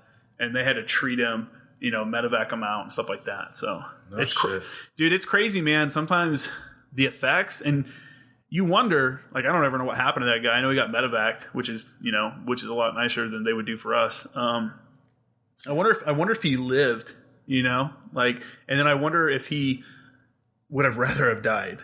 Your chest cavity is open and you have exposed lungs. Like, that's crazy. So that stuff happens. I don't know, that might have been a little bit graphic for some of the listeners, but that's the reality. That's the reality. All right, so you got to the end of that deployment. That was your last deployment, or did you do another one after that? No, I had so I had one more deployment after that. That was back to Afghanistan. This time, I came back, and obviously kind of full of a lot of animosity, obviously a lot of hate toward that country, toward a lot of the people.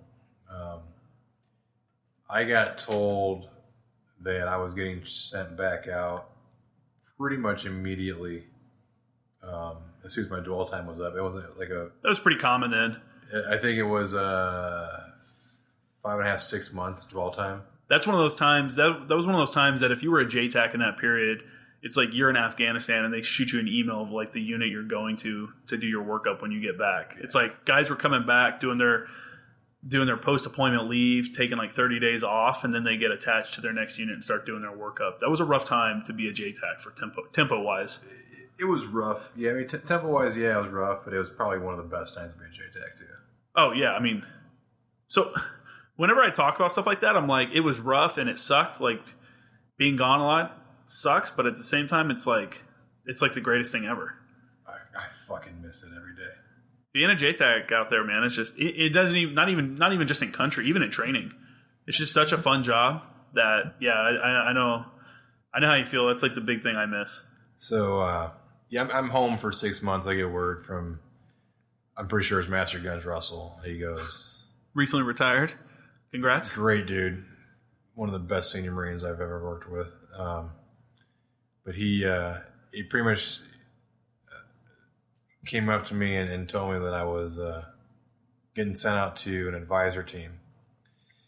So I just came back from Afghanistan. I'm getting told that I'm going back to Afghanistan to train Afghanis to fight the Taliban or the terrorists or whoever the fuck was fighting the good fight against the bad guys. Fighting us. So I'm like, I was completely against it. I go, I am not training or helping any of them fuckers. I don't want to go back over there. Iraq was one thing. Afghanistan's completely different. And here I am, not even a year later, not even 7-8 months later, I'm back in Afghanistan. This time I'm in Dalaram. A little bit less kinetic, obviously. It was a demilled military base. That was down south, right? I think so. Is that where LAR was working out of? I don't know. Okay. I don't think I ever made it to Dalaram. They had HIMARS out of there too, right? Yeah, it was a pretty big logistical hub for the Marines, and then they demilled it. And when we got there, it was the Afghan army and us, and we had a ECP between their base and ours. We were all on the same base, but we had a line where they had to go through to get into the U.S. side. Yeah, yeah. And I mean, as far as like being deployed, we had all the comforts at home. We were in an old, I guess you can call like you can make it a squad bay. But I was a sergeant, and I think staff select at the time, so I was with another sergeant and 2 staff sergeants, so it was 4 of us in this big ass building, and then everybody else who was junior Marines had like 8 to 10 Marines in a room, and the officers were like 2. But we had AC and everything you'd ever want. And this was an advisor team? This is an advisor team. What year was this? This is 2012, 2013. Okay, so you were on your advisor deployment right before I went on mine. So you had just gotten home from yours when I had gotten home from mine then? I came home in October 11 from that first Afghanistan deployment. And I want to say May of 12, I was back in Afghanistan. Just living that JTAC life. Oh my God. Did you guys, were there any kinetic incidents down there when you were in Dalaram? There was one or two. It was more the Afghans got into some firefights, and I had air ready to go, and my OIC basically made us stand down, the entire team. Okay. And he wouldn't let us do anything. Huh. Yeah. Yeah, so the advisor teams were real hit and miss. Like when I first got over to, they called it ATC, the advisor training, whatever it was, advisor training. ATC. Yeah, so when I first got there, by the way. Really? You thought so? Or was that sarcasm? No, I enjoy. Well, go finish your story, and I'll. So when I got over there, you meet all the other teams that are in that rotation of that workup. And I remember talking to somebody. I'm just kind of waiting to get some paperwork done or whatever. And they're like, "What are you doing?" I'm like, "Yeah, I'm the JTAC for my team." And they're like, "This dude's like, yeah, I'm a JTAC too." He's like, "Good luck. You're not going to do any JTAC stuff. You're going to be a machine gunner or a driver." And I'm like, "Fuck that, dude." And I guess that's how some teams were, but I think that's partially the JTAC's fault because they let someone else put them in a position where they weren't doing their job. I showed up and they found out that I was motor T. And for those that didn't know before, I was motor T for my first 3 years. And the S4 captain that was on our advisor team was like, "Oh, you can be my S4 alpha." And I'm like, "No." I was like, "I'm here to be the JTAC. That's it. Like, that's my job. I'll do other stuff. I'm not a prima donna. I'm not pretentious, think I'm better than people. But my main job here is to be a JTAC. And if you're trying to put me into a position that hinders that, then I'm not going to do it." And that's one of those positions because they wanted me to be a driver, and he was going to have me stay back and do paperwork and shit while dudes are on missions. And I'm like, that's Yeah. the complete opposite of what I'm here for. So no, I'm not doing it. They tried doing that too, and I squashed that almost immediately. And I had guys. My OIC was actually really good. And I told him, I'm like, sir, this is what I'm expecting. I'm here to be the JTAC. I'm your forward observer, and this is what I think. And he's like, you're right, man. That's all you're going to do, and I'll let him know. And I'm like, thanks. Like I got lucky that I was on a team that, you just, like I said, part of it was probably their fault for not speaking up and going, hey, this isn't right. I had a lot of guys from 3-9, and they had experience with some good JTACs there too. And they, I had people on my team obviously we're all on the same team, but I had people on my side kind of helping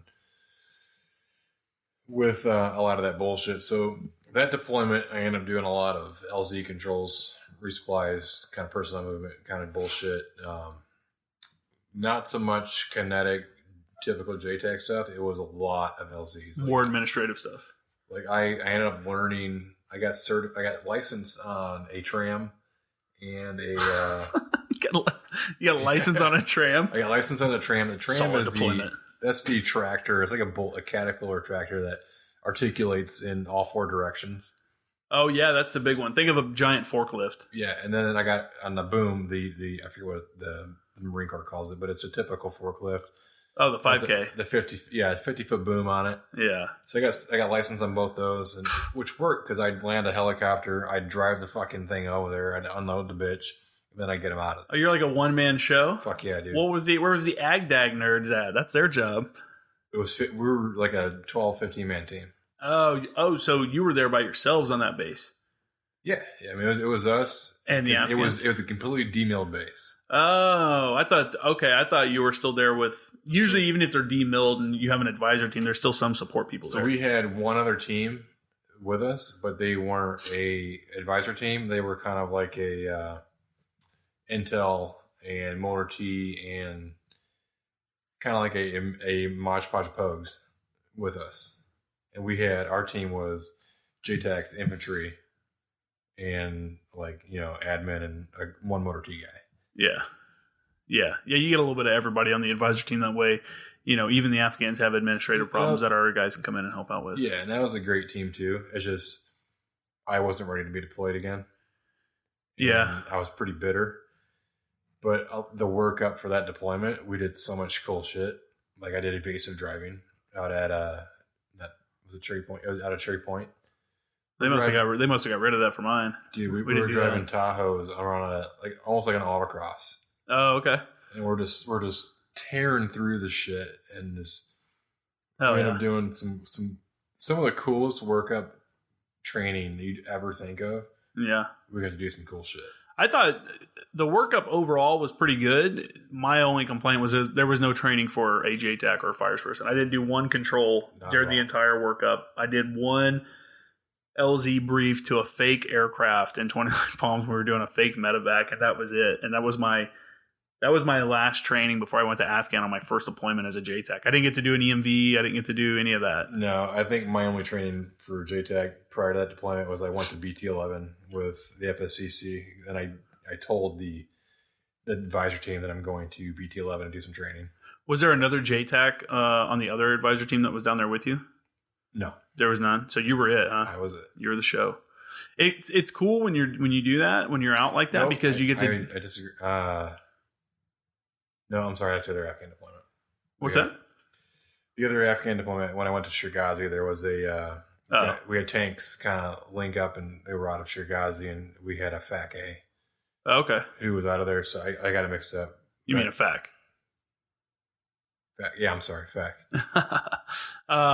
It's the whiskey. It's cool that it's cool when you have another JTAC or an air officer there that you can lean on, and you guys kind of, especially when you're like a sergeant or whatever, or it's like your first deployment as a JTAC, because you don't know everything. You're still learning. That's one of those things about the job, is that every control is a little different. Everything's a little bit different. And if you're new to it, you haven't been exposed to some of the stuff that you probably should have been, just because you're not going to see it until you see it, kind of deal. But it's cool to go out alone when there's no other JTACs, because you get to do all the work.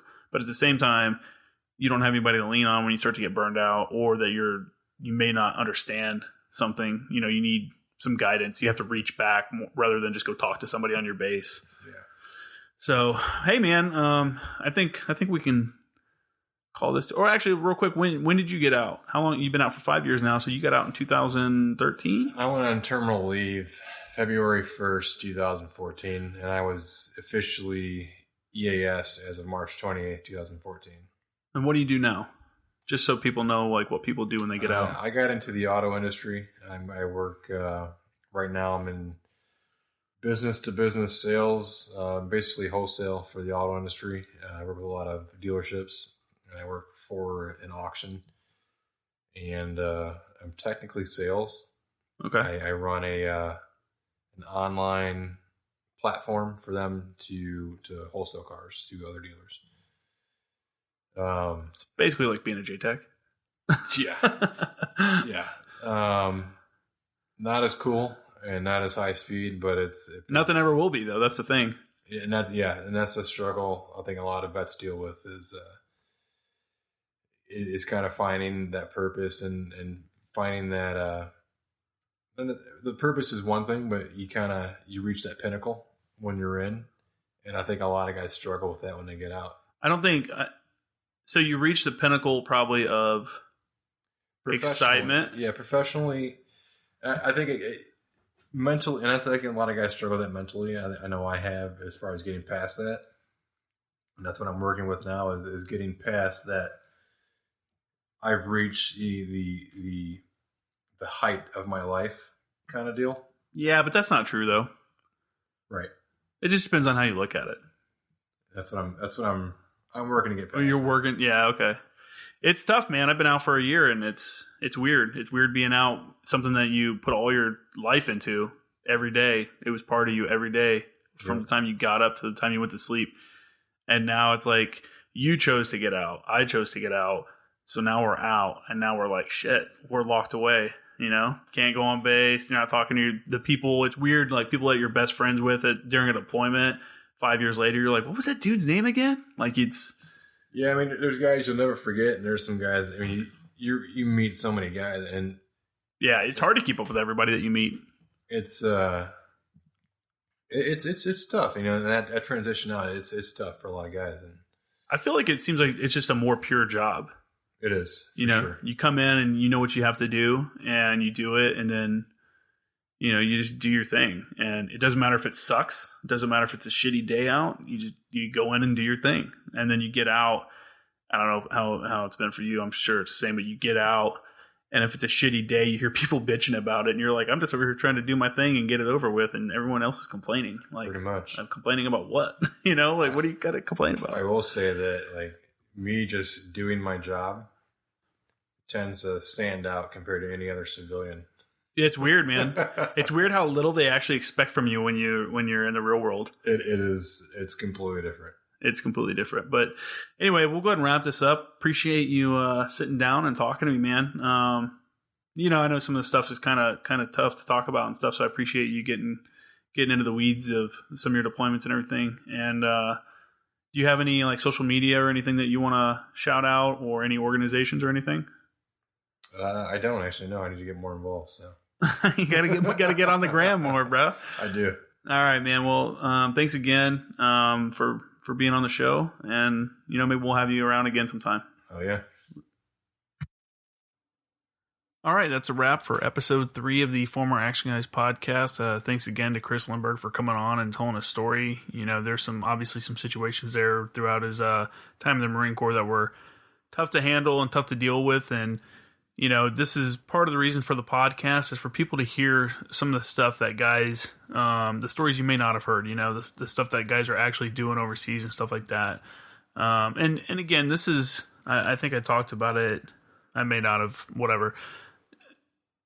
These stories aren't necessarily the common stories. These are still uncommon things, but these are uncommon stories that guys have done some of this stuff that no one really knows about. Even, people within that unit remember that. But beyond that, it's like, it's one of those things that are forgotten, And I don't know. That's just kind of what the podcast is about, Bring these stories out here, get some guys on. We'll talk about, their time in the service and stuff like that. And eventually, we'll probably have guys back on and stuff like that. We'll, at some point, we might get into more current events and stuff. These, obviously, these podcasts, I recorded these interviews during a cross-country road trip during the summertime. So once we get some guys on, once I have some more recent recordings, we'll probably talk more current events and stuff too, along with those stories. But that's the focus, is what they've done. And that's what I want it to be, at least for now, is get some of these stories out there.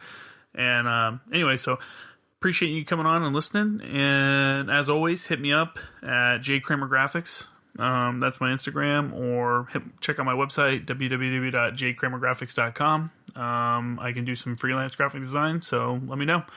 And all right, I'll see you guys next week for the episode with my buddy Michael Hanthorne. And the preview for that you should see up on my Instagram page probably around Monday or Tuesday. So have a good one.